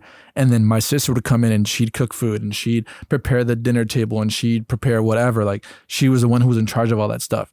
And I thought it was so normal growing up. Like I was like, oh yeah, it's fine, whatever. Like my sister's taking over. Like my mom showed her how to cook. My mom showed her how to do this, whatever. Like my mom's busy doing this, so she's going to cook the whole meal for us. And I thought that was so normal. And then I talked to my other friends and I see other people, I'm like, no, like their mom like cooks for them, or if not, that they go out and they get something to eat, or the dad will step in and cook. And like that was just never a thing in my household. Like Your dad doesn't cook? at all. And my dad always tells me, even to this day, and I know He's it's like, men don't cook. Look, literally, and I know it's totally against what you expect from these gender norms and all that stuff. But he tells me, he's like, Lily, I picked a wife, so I knew that I wouldn't be the one that had to cook and take care of the kids for the house. I was a breadwinner. My job was to go out and to earn the money for the house, man. and that's how it is. I mean, yeah, it's just imagine if it was the other way around. Imagine if your dad was the cook and your mom was a breadwinner. It's still okay. Yeah, and it doesn't matter, right? But you grew up thinking this whole way, and my dad's telling me like no, like you need to find a wife and a girl that's gonna be able to provide for you and blah blah blah. Like, and I'm just looking like, what? You need to hang outside a culinary art school and just pick up the hottest girl. Yeah, maybe that's the move. Maybe That's that's the a cheat code move. right Yeah. there. That's so funny, dude. Yeah. Dude, my I dad feel gets like- down. I feel like this type of in the culture itself, I feel like it's so embedded, these gender Totally. norms. Because I mean, look at the language with the A and the O in your direct dialect, right? Yeah. Like you have this gender embedded into the culture itself. So like you feel like, I remember just growing up I tried being such a rebel and be like, I'm never gonna get married. I'm never gonna learn how to cook, because I knew like from an early age, it's like that was a role that was expected. Totally. And I remember my grandpa just like going up to my sister, like she was in high school at the time. She's like, why are you still going to school? Like, why are you not in the kitchen? Why do you not have a husband? This and that. So like, I just remember it being like such a thing, and it just like, and I just thinking to myself like, nope, I'm going against everything, You're gonna be a rebel. Yeah, I'm gonna like. That's because you were born here. Yeah, that's the difference. But that's the If thing, you were that's- born If you were there, over there, yeah. you'd be like, yeah, like what Why am I not? doing? Yeah. I'm stupid. I need to go learn Dude, how to that's cook. so- No, That's that's insane. the thing, and I think that's such a thing with my identity, and a lot of Chicana like identities, right? Is like the fact Totally. that you have this these two identities that are clashing, you know, because I do talk to my cousins that are in Mexico, right? I was just there in January, and it's like this whole thing of like, oh shit, like, do I fit in? Do I not fit in? Or like, you know, what are your values? And, you know, it's very like, in my family at least, very, you can tell what your role is supposed to be. I remember growing up being like, my mom being like, oh, I need to go home. Like, your dad, you know, I'm supposed to have food for your dad. Oh my I'm like, gosh. why? He can either wait or he can make his own food. But that was that whole clash. No. Like, my mom had this idea in her head, and I didn't, you know, because I was seeing other things. I was being accustomed to different, you know, ideology, right? So I just, you know, from an early age was like questioning it. I was like, why? He could just, puede ser frijoles. Like, he's fine. He's still fine hear for that another too. hour. Why? Reminds me of your little brother. Why? Because. Why? Yeah. Why? Right. Don't even get me Exactly. started. I love you, Josue, but man, you're so annoying Hey, shout out to sometimes. Josue. Everybody man. follow Josue on I just want to Instagram. squeeze you He's sometimes so and just cute. shake you. He's honestly so cute. But it's so funny that you said that because Why? my mom's literally the same way. Where it's like 5:30, and my dad used to come home from work at 5 o'clock on the dot every single day. So she has this embedded in her now. It's like 5:05. She's like, oh my god, that's when I think like I don't have anything prepared for my dad. Like, oh, what am I gonna cook? What should I cook today? And I'm just like, why are you stressed out so Is that much? bad or is that good? In a way, I think it's kind of sweet that they want to make. It's the very food, sweet. that they're thinking of them. I don't think there's anything wrong with it, but at the same time, their mentality is like it's that way or it's wrong. Like they don't see the opposite end. Like, of I'm sure things. if your dad came home, he'd be like, "Why isn't there food?" Yeah, I feel like it's sweet Totally. only if it's your own choice. Like, I feel like You if want to do it. it's the fact that you're stressed, like, because you feel like you have to It's do like something. shaped you into thinking if you don't do it, it's wrong. Yeah. Yeah, exactly. So I feel like Okay. if you want, I mean, no judgment here. Like, if you want to cook for your husband, pareja, like whoever it is, right? Hell yeah. Whoever you're married to, Do it. whoever you cared for, do it. If this is something you want to do. If there's somebody out there right now that's listening to this, hit me up. All right? I'm interested. Any Latino girls out there listening, make sure you hit up Matt Mall. Matt Mall's looking for Latino. Yeah, hit up my mouth first, and then if you don't want my mouth, hit on me. Dude, Matt Mall, man, I miss you, man. Hope you're doing well. Anyways, continue. Yeah. Shout out to Arsenal. They just won today. Matt Mall's on cloud 9.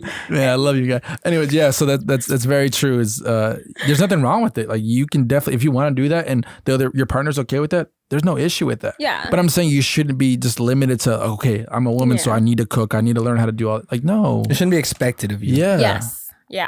Exactly. And it's very interesting that you say you were like, no, I'm not going to learn how to do that. Because when you grow up more, I see thinking more progressive, and it's something that it's in the American culture, like those thoughts are like, I remember, okay, I'm saying this because I had a friend growing up in high school. And he was like, I was like telling him about a girl that I had a crush on and why I had a crush on her. And I basically told him that. You've heard this story, but I basically told him like why do you like her, or what happened? Like, how'd you guys start talking? And I told him. And it was like, I don't want to get too deep into it. But basically, okay, so Ya empezaste. no, I'm not gonna get too deep into Oh it. But my basically, it was something about how like she made food, and I was like, dude, like this is awesome. And I told him, he's like, so you want your girl to cater you? Yeah. And I just thought it was weird. I was like, nah, it's like normal in the Mexican community, you know, Yeah. like it's not Very normal. You know what I'm saying? Like if I were to say, oh, I want my future wife to cook for me, and I want her to like do my laundry, I want her to do this and that, like it would be viewed as bad. Like, why don't you do it yourself? Yeah. But like we say, it's very normal in the Hispanic community. Totally. But like that was something that it's almost like that one thing that they say, like men are attracted to someone that's like their mom, Yeah. like to I've heard nurture that. you. I've heard that. Yeah, for sure. And it's like, it's weird to say, but yeah, I mean, like you want someone that takes care of you. You know? Why Like, wouldn't you want that somebody who's going to takes cook care of for your you, who's going to kids? take care of you, who's going to take care of the kids, who's going to do the laundry, like who's going to do all the busy It's work? weird to But say, I mean, but it's vice like, versa, though. I Yeah, think it's the absolutely. same thing Yeah, because absolutely. moms want their daughters to find a man who's gonna supposedly take care of them, right? Totally. Like, and that's okay, but that, like, what does take care of them mean? Like, What does that financially, mean? right? Yeah. That's what they think is financially. My mom, That's the breadwinner. financially, Yeah. it's someone who's like, you know, taking care of you financially, like how you guys said, like you're well off and you don't have to worry about it, right? Exactly. And that was one thing that me and my mom clashed on all the time too, because you know, growing up as an American teenager, it's like, like I like the boy I like, But right? Mom. Yeah. I was like, he's so dreamy. How did they feel about you dating? Hija de su. Like that's huge because I know like my sister. I mean, I don't know put you on blast, but you were hella hiding your boyfriends. I knew that. There was one time I had soccer practice. I left late, right? So I went after soccer practice. I did that, and then I was walking home, and then I went walking home, and I see her sitting out with talking to some guy right outside our house, but like hiding under the fence. I'm like, what's going on? And I just walk. I like wave my hand, and I walk in, and then obviously in that moment I didn't think anything of it. But it's like, Dad. no, I'm just actually, Dad, there's some boy outside. Like, go beat his ass. You would. No. Okay. But I went inside and I was just thinking, like, I just laughed about it. But now it's like she like had to hide somebody. Like, was it similar for you? Like, did you feel like you had to hide your boyfriend or? Once again, being the youngest, I had more. I mean, I felt obviously that I was like, oh, I'm being restricted and there's so much like, punishment, this and that. But compared to my siblings, I had total freedom, because I remember them saying like, dude, I would have never gotten away with this. Like, this is ridiculous. Like, you have so much attitude compared to what we would have ever been able to show. Obviously, I wasn't alive back then, so I would have been like, I don't know what you're talking about. But I felt like I didn't really have to restrict what I was, the guys I was dating, in high school. I mean, they didn't like who I was dating at the time, in high school. Okay, so I liked, I loved long hair. I loved, I had like a very, like, this is what I was like, I find like attractive, right? Like what kind of long hair? Like gothic long hair? Like surfer dude long hair? What do you mean by gothic and long hair? What do you mean? So it's gothic and long hair. So, like long, like right here, maybe. But like, okay, but like long hair. Okay, if you think of somebody like a man with long hair. I think of like, oh, what's your homie like? Or longer. Little exercise right here. Little exercise. If I tell you, oh, dude, Gabe, man, like I just started this job. Like my boss has super long hair. What would you think if I just tell you my boss is a guy and he has long hair? I picture him with black hair and it's like down here to his shoulders. Perfect. He's like she's like, yes. Yeah, right up, dude. Yeah. So I always had a thing for long hair. I still do. It's just something I like hair, to be honest. Girl, boy, I like your hair. But I have a question. When guys have long hair like that, I just want to know. Do you like guys that have long hair and it's like it smells like guy shampoo or like girly shampoo? Because I feel like that you have to like shampoo and condition it and like the best. If it smells good, I'm not questioning it. But what is good? Is it like girly Head good? and shoulders? You use Head and Shoulders? Dude, I gave up on Head and Shoulders. If you just don't smell grimy, you're okay in my book. Interesting. You just not smell whatever like that shit. smells. Okay. I have to write that down. Keep that in mind, guys. The people listening don't smell like shit. Just Shout out to smell Matt like- Mall, dude. Matt Mall, thank you so much for everything you do for us, man. Shout out Arsenal. Shout out to Arsenal. He's got a dub today. Matt Mall, you're the man. Anyways, you were saying you like long hair. Don't smell like boo boo. No, I'm just kidding. No, I'm but serious. no, I just Hygiene is key. hygiene. I agree. Yes, That is definitely. my biggest thing. Like, his personality. Like, dude, Yeah. if this girl smells good, her Forget smells the personality, good. what she looks like, as long as she has good If she hygiene. looks clean, dude, it's game over. She 10 out of looks 10. clean. Okay. If she That's looks why you know, clean, hey, so you you're want to be with good. Izzy, just smell take a good. shower. Just Just smell take a good. Just shower. shower and brush your teeth regularly. Not every day, That's just it. regularly. That's it. And then you're Clean. clean. Okay. Anyways, you were saying. Back to you. I don't even know what I was saying. What was You're it? saying you like guys with long hair. Oh, no. Oh, so yeah, these high school boyfriends that I had. I hope you're not listening. No, but They are. shut up. No, I just had, I liked whoever I liked. I didn't have a specific this boy has to have long hair, right? I didn't have that, but whoever I liked, my parents were never, fond of that person because it wasn't this like ranchero boy with like a tijana and boots, right?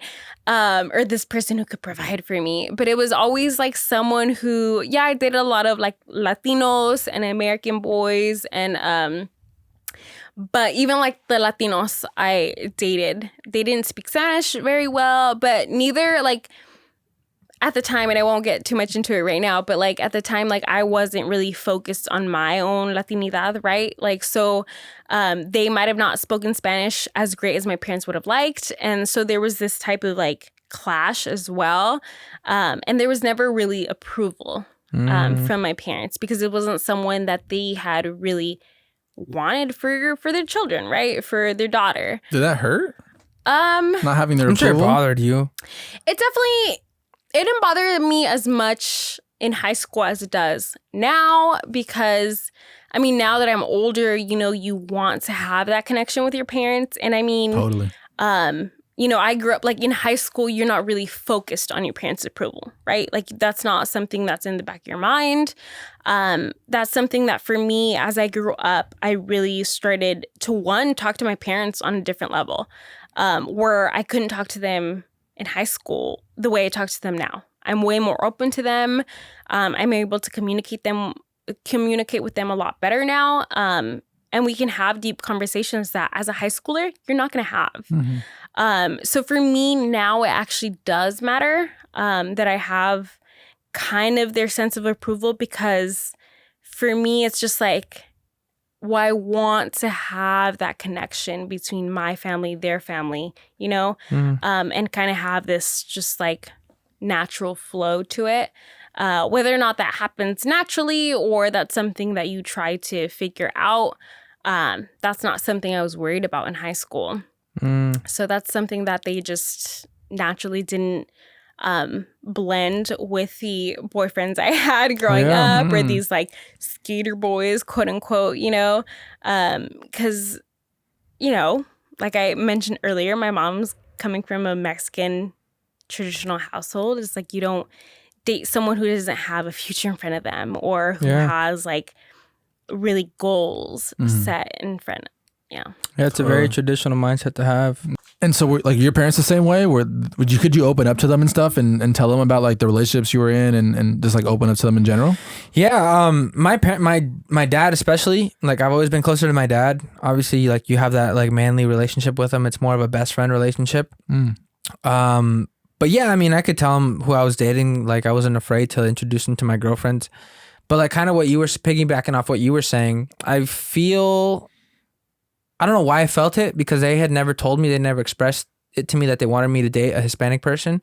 But I always had it on my mind like that I need to marry someone Hispanic to kind of like form that perfect world, or that perfect picture. Like I want kind of what you mentioned, like you want the two worlds to mesh together. And that's exactly like it's in a perfect world. Yeah. But at the end of the day, if you find someone that makes you happy that they don't speak English, or they don't speak Spanish, I should say, they can't communicate with your parents. Yeah, it sucks, but it is what it is, you know, like and that's what my parents have always told me. I've been very fortunate that my parents aren't really very demanding of that kind of stuff. And I tell them, like, messing around, like, Mom, what if my wife, like, messing around, like, I'm like, what if my wife doesn't speak Spanish? She's like, it's okay. Like, a straight up, like, a solid answer. Like, that's it's so okay, cool. like, as long as you're happy. That's hella cool. Yeah, and I've been very fortunate that my parents, it's kind of strange because they're very progressive in their thoughts, as opposed, like, compared to other Hispanic parents. You know, they've been very supportive. They're not very demanding of what I do with my career. Like, as long as I'm happy, as long as I can take care of myself. With, like, going back to your question, like with the relationships, like, as long as I'm happy, and it doesn't really matter if they speak Spanish or if they have the same values as us. Like, as at the end of the day, like, it is my decision, and they're really cool about it. So I've been very fortunate in that aspect, that I have friends that are not in the same boat, you know? Totally. Yeah. But, yeah, to answer your question, they've been very cool. I've been very fortunate to have that relationship with my parents, that I can tell them whatever is going on. That's you know, sick. a relationship or a problem in life, a good thing in life. Like, I'm able to open up to them and kind of express my thoughts and my feelings. There's been a language barrier, you know, if I'm being 100% honest. Like, Spanish was my first language, and then kind of going through American school and the American system, that kind of stuff goes away. You lose it.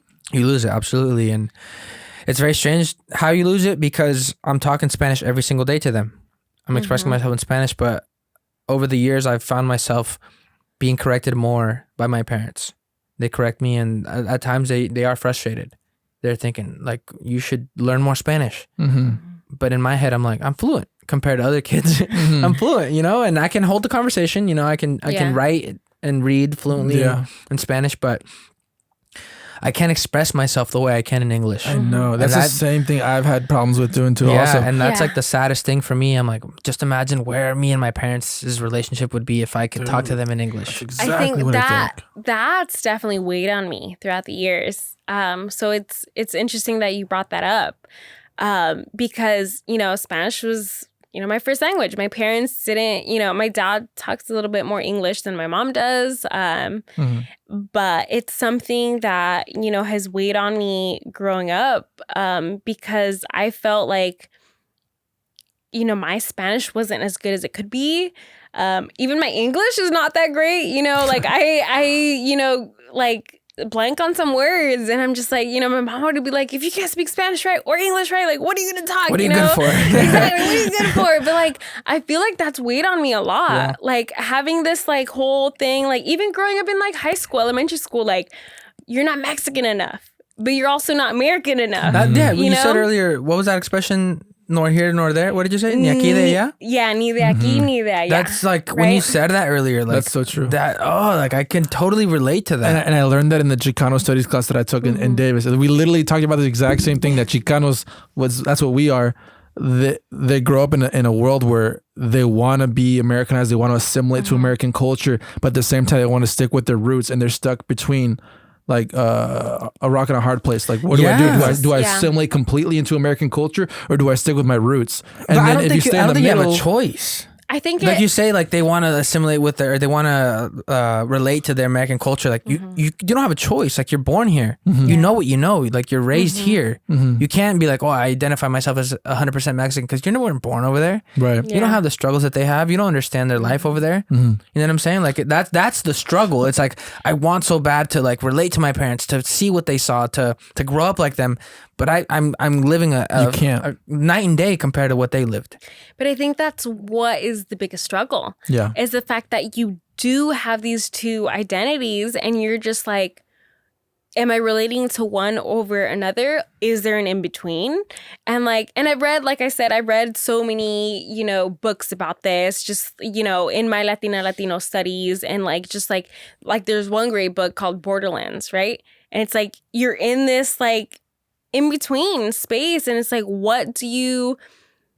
who gets to signify what you identify as, right? And it's just like this whole word, Chicano, Chicana, right? Like what defines who you are, and like who defines it for you? Like, do you create your own identity? It's just this whole thing. Like, it becomes frustrating, and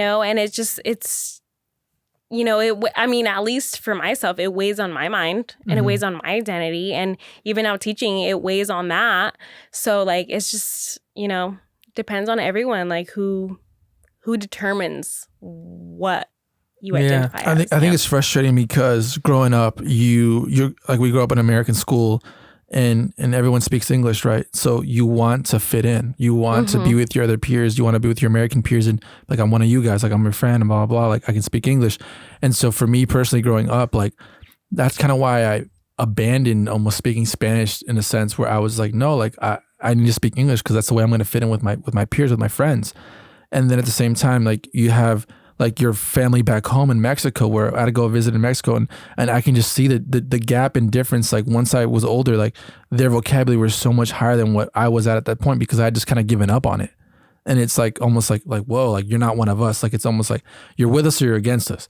And it's like all my family in Mexico is like, they only speak Spanish. Obviously they know a little bit English here and there, but they can tell right off the bat when I start to speak to them, like, oh yeah, like, you don't know what you're saying, or I can tell like it's rusty or whatever. And so like, it makes me feel crappy. I'm just like, man, like, I can't relate to you. And at the same time, I'm talking to my American friends like, oh no, like, you're Mexican, like, you have a lisp, or you have an accent or something, like, especially with some of my other friends that I know who weren't born here, but then like grew up here. They have an accent, and it's like, you can't relate on that aspect either, because they know right away, like, you're not from here. Yeah, you know what's interesting about that too is like, they like, you feel this sense of frustration, or kind of like, oh man, he can't speak that well, like, but just think, because my parents were the same way. Like I just mentioned earlier, like, you should know more Spanish, like, practice your Spanish more. Yeah. But if I was American and I was speaking to them the way I do, like, they'd be happy. They're like, oh, it's awesome, you speak Spanish. Yeah. You know what I'm saying? Like, you should know, because you're Mexican. You should know Spanish. Like, there's this weird thing, and it kind of like transferred to me, because when I was in San Bernardino, I had teammates that didn't know Spanish. Like, they were singing corridos and this and that, and like, oh, I don't know how to speak Spanish. I'm like, what? No, like, really? you just sing corridos, bro. He's like, yeah, I know, but like, I don't know how to talk it. Yeah, like, I don't speak Spanish with my parents. And it's, for some reason, it's like built into us because of our parents. that it's like, man, you should know this, and maybe you should. Who knows? Like, it shouldn't be frowned upon if you don't, but it definitely is a good tool to be bilingual. You know, it definitely opens up more doors for you. Absolutely. But it's just so interesting that if you're Hispanic and you don't know how to speak Spanish, it's viewed as bad. But if you're American or you're Caucasian and you know how to speak Spanish, it's like, dude, that's awesome, man. Yeah. You know what I'm saying? Like, It's my like you're at a dad's whole nother eyes level. light up when some like an American dude speaks Spanish. He's like, oh, no way, you're all, like, that's awesome. He starts talking to him in Spanish. Same. But it's just weird. Like you just said it, you know, like it's very Yeah. interesting how that works, you know? It's just different perspectives of people and different expectations that they have for you just because you're Hispanic or just because, you know, you lived a certain way, you grew up a certain way. They have certain expectations for you. Yeah, man. But I mean, that's just what it comes with growing up as a Chicano and this And day you're and growing age. up here. Like, Yeah. you're just kind of raised in this environment, and that it just sucks that kind of stuff fades away, you know? Yeah.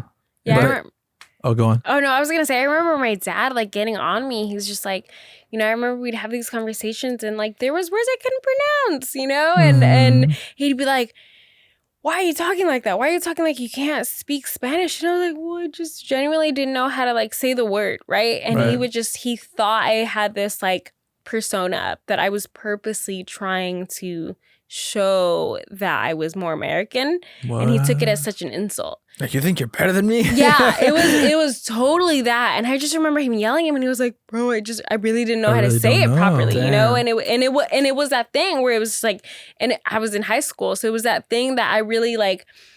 It was something that like when I was older, I'm like, I'm gonna work on my Spanish, you know, and especially like I told you guys, I'm gonna be the bilingual aide, right? Like I need to step my game up. Like I need to, you know, really work hard and make sure, you know, and I still have friends now correcting me, which I appreciate and I love. Like, correct me if I'm not saying something properly. But as a high schooler, like, you know, me vale, right? Like, so if I'm saying something and, you know, my dad would correct me and he just thought it was such like a, I was purposely doing it. And I was purposely trying to show that I wasn't him and I was better than him. And that was not my intention at all. But that's something that my parent or my dad at least thought I was trying to show. So. Yeah. That's crazy. But anyways, just to go back to end on this note, because I think we've been rolling for a while. It's been good. But what's in the future for you? Like, what do you have in store? I know you're teaching right now. Like, what's the goal for you, and what are the next steps for you? You know, the next steps are the next best steps. You know, I'm not sure, whatever that could be. I'm really just, things have kind of meshed together and things, you know, I've been really fortunate for things to happen the way they've happened, right? Like I didn't intend to be a high school teacher this soon. It was something that I've definitely thought about before, but I didn't think, you know, it happened during summer. Like it was something that I heard about, that there was this position open, and I remember you telling me about it. Yeah, I had a really good colleague of mine, and I love her so much, and she let me know about it, and she was like, "There's this position you need to apply for," and I was like, "All right." Not thinking I was gonna get it, but I applied for it, and so I'm really just rolling with the punches and seeing where it takes me and seeing where I end up going. But I'm definitely, you know, with my own culture and my own identity. I think it's important to bring that into the classroom, not just my own, but having their own voice in their work, whatever that may be, however they want to express it. And I make it very clear that, you know, open media, like whatever they may look like. You know, the first day of class, I told them, "What is art to you?" Because there is no right or wrong answer. You know, it can mean so many different things. What's your answer to that? What is art? To me, what isn't art? To me, you know, what? Oh my God. Like anything where you express yourself, I would say is Yeah, art. like That would be my answer. I agree. Yeah, I mean, Where you because create there's something? Yeah, I mean, you really define, every person defines it differently, and that's why I think it was so important for me to mention it the first day, because I want to create a dialogue in my class where they really question everything, you know, in their own life, in their class, or whatever it may be. I want you to really, you know, critical thinking, that's the job of a student, right? To create your own ideas of things, right? And whether that's art or whether that's anything else, you know? And so I wanted them to think about, what is art to you? and, I had so many different answers and, I presented them all. Art to me can be anything. I don't think I have a definition for it myself. Yeah. And, because for me, it's an expression, right? Might not be that for everyone, right? But I just wanted them to think about it because I've gone on rants in my class and I'm sure they're probably like, who is this crazy teacher? Like, this is the first day of class. They're like, who is this crazy lady? I've never seen her before. But I've even had conversations. Like I had a student who, a couple weeks, maybe 2 weeks ago was like, I can't do this assignment. I'm like, why not? He's like, I can't draw something. Like he made it seem like something had happened. And I was like, what's going on? Like, are you okay? It made it seem like he maybe was impaired, like his arm or something. I was like, did you have an accident or something? He's like, no, I just can't draw.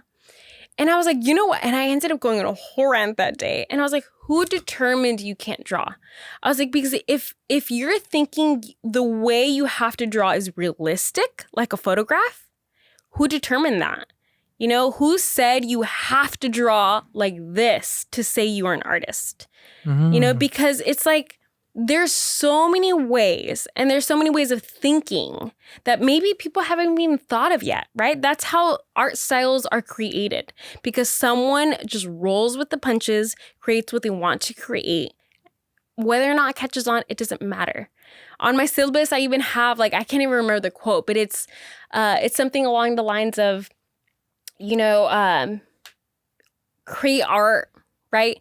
And whether or not people are deciding if it's good or not, doesn't matter. Keep creating art. Because at the end of the day, it doesn't matter. If it makes you happy, if it's, self-expression or not, it doesn't matter what other people think. Just do what you do, right? So, and that's one of the things that I want my students to take out of it, whether or not they enjoy my class or whether or not, I hope they enjoy my class, but that's great. I hope they don't. I really hope they're taking. No, I heard you have great reviews on Yelp. You're thank good. you. Oh, Thank you. my professor. Thank you. Professor, yeah. Thank you. I try. 5 stars. I hope, fingers crossed. But I just want them to know whether they're in my class or not. You determine what you're doing, That's awesome. and that's awesome. Yeah. So I just want to throw it out there and I have these discussions and, if, my advice or whatever they listen to, they can take it or leave it, up to them. I'm not going to pressure them. And, it is what it is, make the most out of it. So Yeah, that's awesome. That's a really good way to kind of present it to kids or to people because everybody's different, And I feel like what you just said that who told you you're supposed to draw like that is a mindset that it's a fixed mindset that a lot of people have. Yes. And in this case, it's drawing. In other cases, like we said in the Hispanic community, it's like you're supposed to do this. You're supposed to look for someone like this.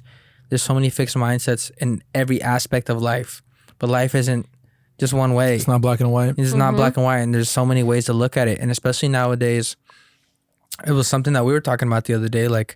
When we were growing up, this idea of getting a degree in art or getting a degree in music, it's like we would joke around what, you don't want to make money when you're older? Yeah. But that's so far, that's the biggest lie, it's so far from the truth, especially now. Yeah. When it's such an important way to, art, that can be drawing, like we mentioned earlier, tutorials on YouTube.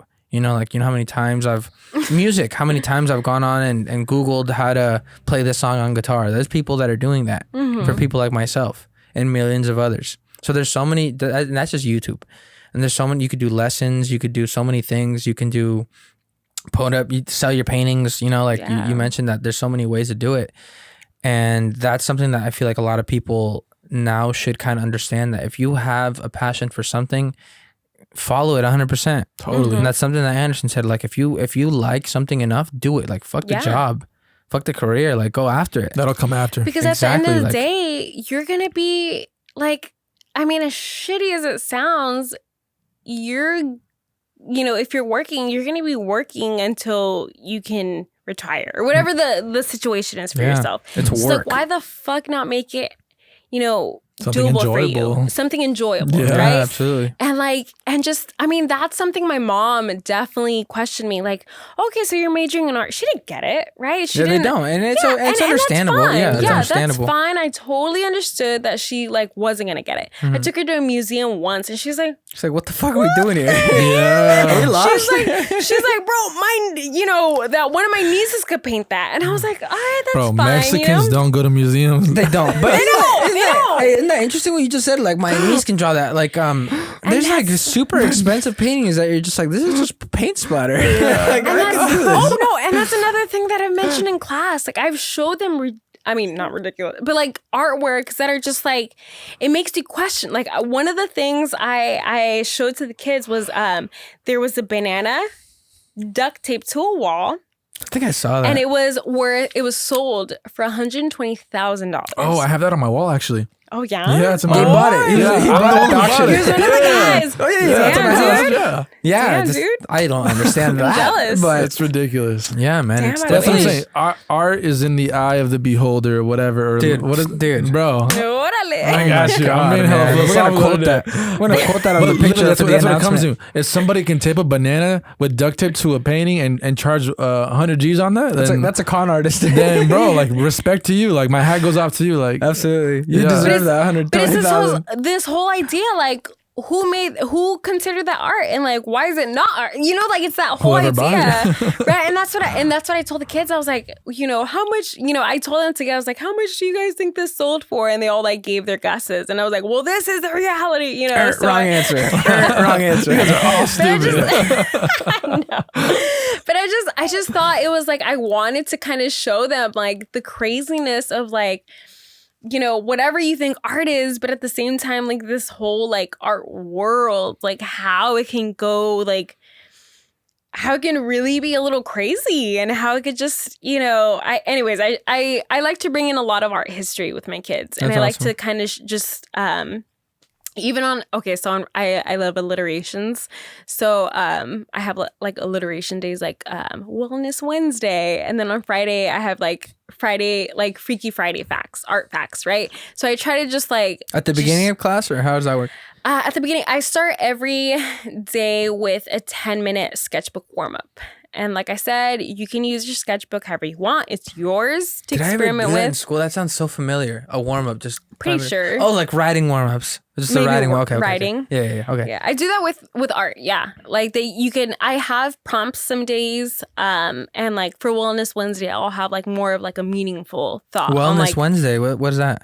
I do social emotional learning. I think that's really important, especially right now since we're doing this remote learning and we're not able to be with our peers and with those who we care about.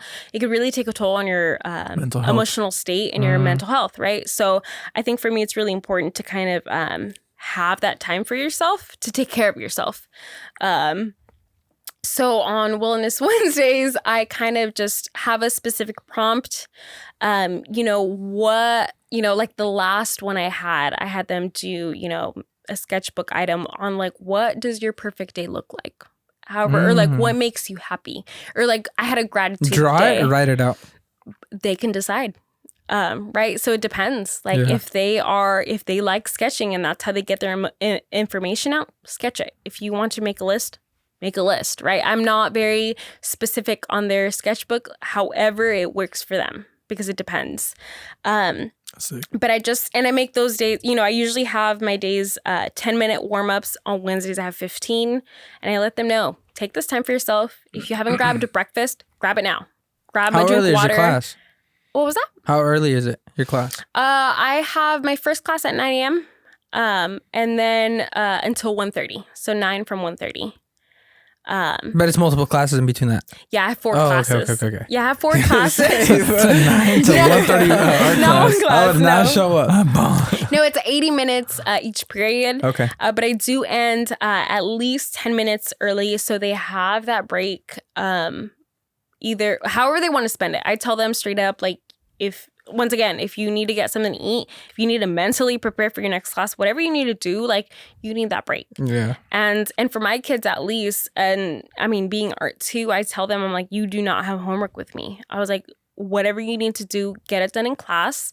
You have whatever life it is you have outside of class. Like, I don't want to intrude in that. Damn, So that's awesome. get it done now. And I've had catch-up days where they have the whole period to get their stuff done.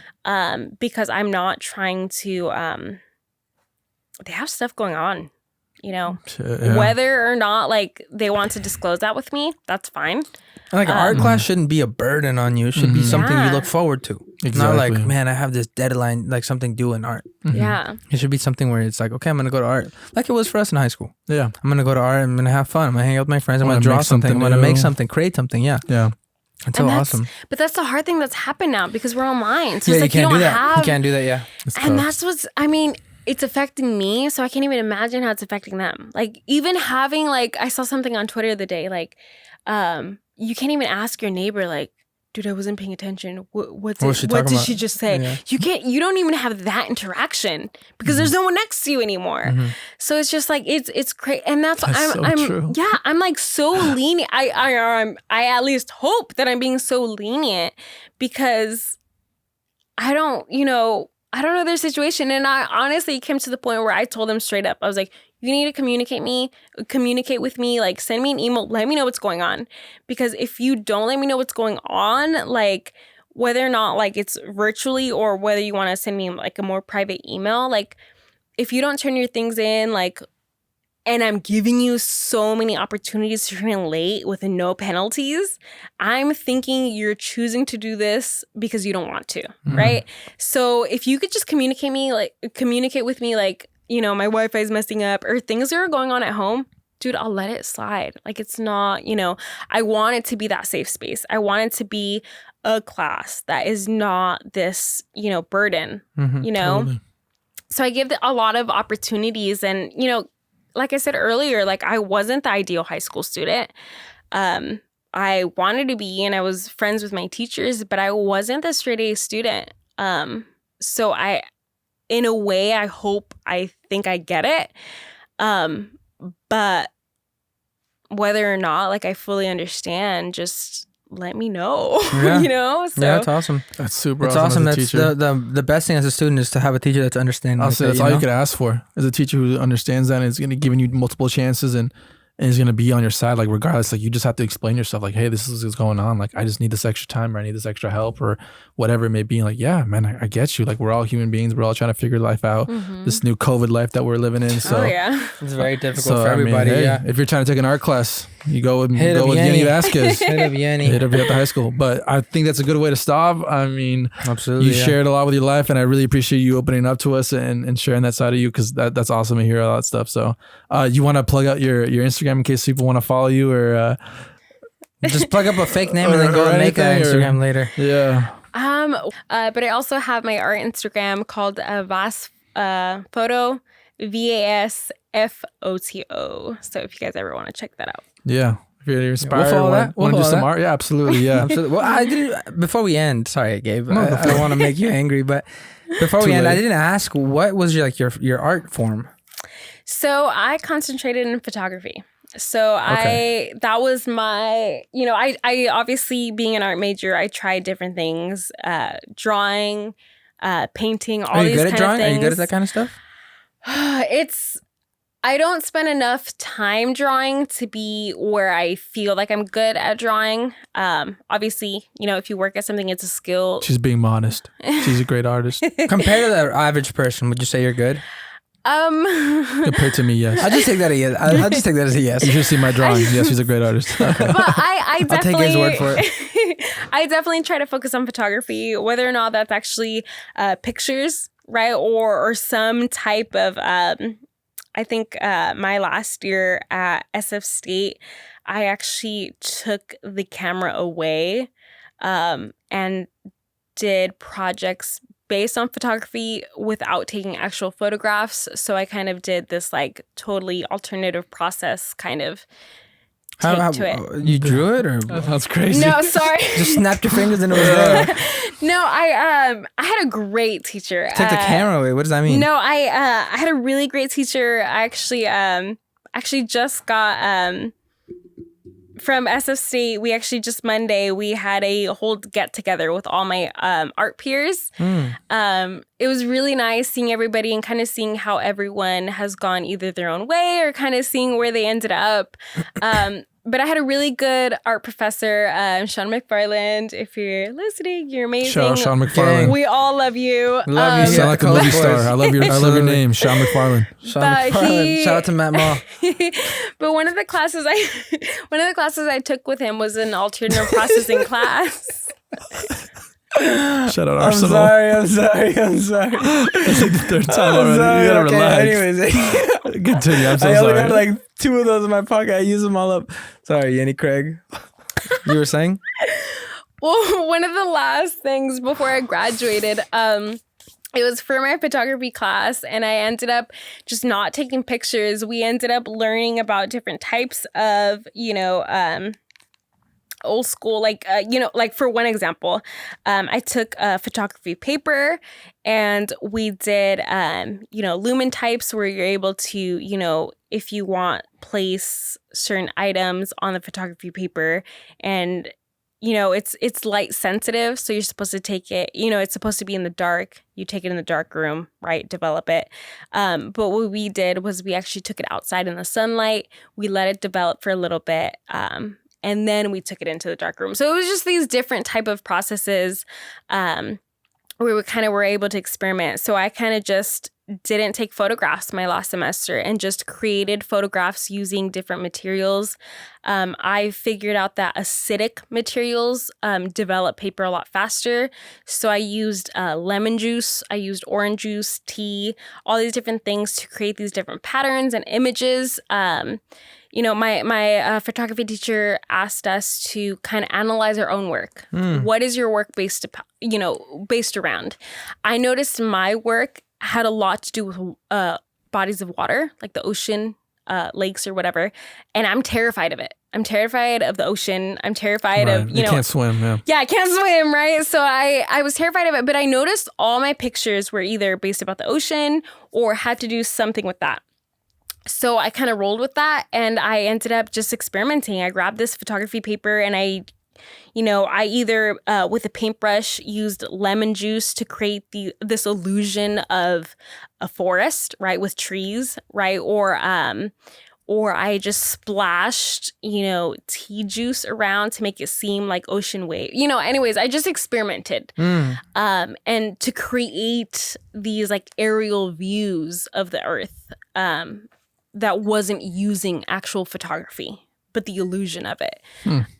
So I totally experimented my last semester, didn't touch my camera at all, or at least found used imagery, things that weren't my own, and created these like scanner drawings or just, made them my own. Yeah. And that's one of the things that I want my students to do, like whether or not, it's your own art, like just make it your own, experiment. I think that's one of the things, like just experiment. Yeah, that's interesting because kind of going off that, like it's something that's not yours and just kind of experiment or use it as your own or kind of take bits and pieces of it.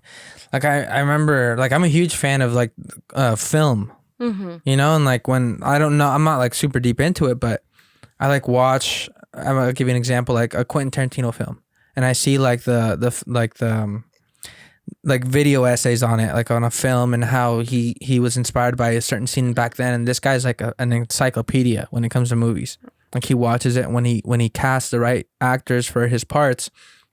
He tells them like, look, you're gonna be playing this role. Watch this movie, watch this film. Look how they act. Look at this scene. Look how they dance. Like try to replicate that in this scene. And it's very interesting because there have been people that try to paint him as like a copycat, kind of taking other people's art, but he kind of like sees, it's almost like a collage, like making a picture collage that you're seeing all these really cool parts and you just kind of take in bits and pieces and put it together. And when he said it, it was very interesting because it's like, you can be like, where's the line drawn? You can be super like anal about it and be like, well, you can't use the color red. That Picasso used red. It's like no one owns it. He doesn't own the color. Yeah. Yeah, you know what I'm saying? Like even though he took bits and pieces of whatever he was inspired by and he made it into his own. you can kind of be inspired by what he does. Essentially what musicians do when they sample music. Oh yeah. You know, like it I think, and when I was kind of growing up, I kind of had that attitude of like, well, he copied that, or like he sampled that song. It's not really, it's not original, you know? But at the end of the day, like nowadays, nothing's original. Everything's been created, and you take inspiration. Everybody's inspired by something. You just kind of got to put your own taste and your own twist into it, you know? Totally. Shout out to Matt Mall. Anyways, shout out to Matt Mall. No, there's actually, I think there's a book called How to Steal Like an Artist, right? Yeah. Because, and I'm pretty sure I've heard my professor say, like, there is no stealing. There's no such thing as stealing. And actually what I ended up doing with my advanced art class was our first Stealing. our first actual project of the school year. I taught them about appropriation. Like, what is appropriation? Have you guys heard of cultural appropriation? And we kind of just discussed it. And one of the first projects that we did was, I want you guys to take an original artwork, and I want you to alter not only the artwork, but alter the meaning to your own. So at least 50% of the work had to be their own. You know, whether or not they took that original artwork into their own perspective, but and I had great work submitted. You know, that was dealing with our society today. You know, we have the Black Lives Matter. We have like all this stuff going on. This was your high school class? Yeah, this was a couple weeks ago. Yeah, like 2 weeks ago. Yeah, because I one of the questions that I've brought up to my advanced art class is, how does society influence art, and how does art influence society? You know, because I think, you know, whatever art may mean to you, I think a large part of it has to do with our own reality. And our reality is now. And a lot of what's going on now has to do with society, right? Because we're a part of it. So we mentioned a lot of that in class. And yeah, I had some great work submitted about, you know, talking about the political climate, or talking about their own personal struggles with their identity. So yeah, that was great. That's awesome. It's very clever. Well, sorry, Gabe, we went a little over. Yeah, man. I'm kind of pissed off. I'm not gonna lie. I'm sorry. I'll make it up to you. Shout out Matt Mall. Hey, shout out to Matt Mall, man. Shout out to Lovely Bay. Thank you so much, Talia, for taking care of my boy in Target that window. Shout out you. But Yeni, thank you so much for doing this. We're Seriously. very excited to get you on. This has been a really good episode. That's Very been awesome. enjoyable. This is so much fun. Yeah. Thank you for having me. Totally. Absolutely. It was an honor. But is there anything else we need to plug up? No, We'll plug you up. Make make sure you follow Yeni on all social medias. Yeah. If you have any art questions related, can people reach out to you if they have any art related questions? Or Of course, I'm always here to create a conversation. So totally. All right. That's Well, awesome. then, yeah. So you All right, have everybody. social media. Thank you so much for listening, for watching. Thanks, man. Take care. Until next time. Peace.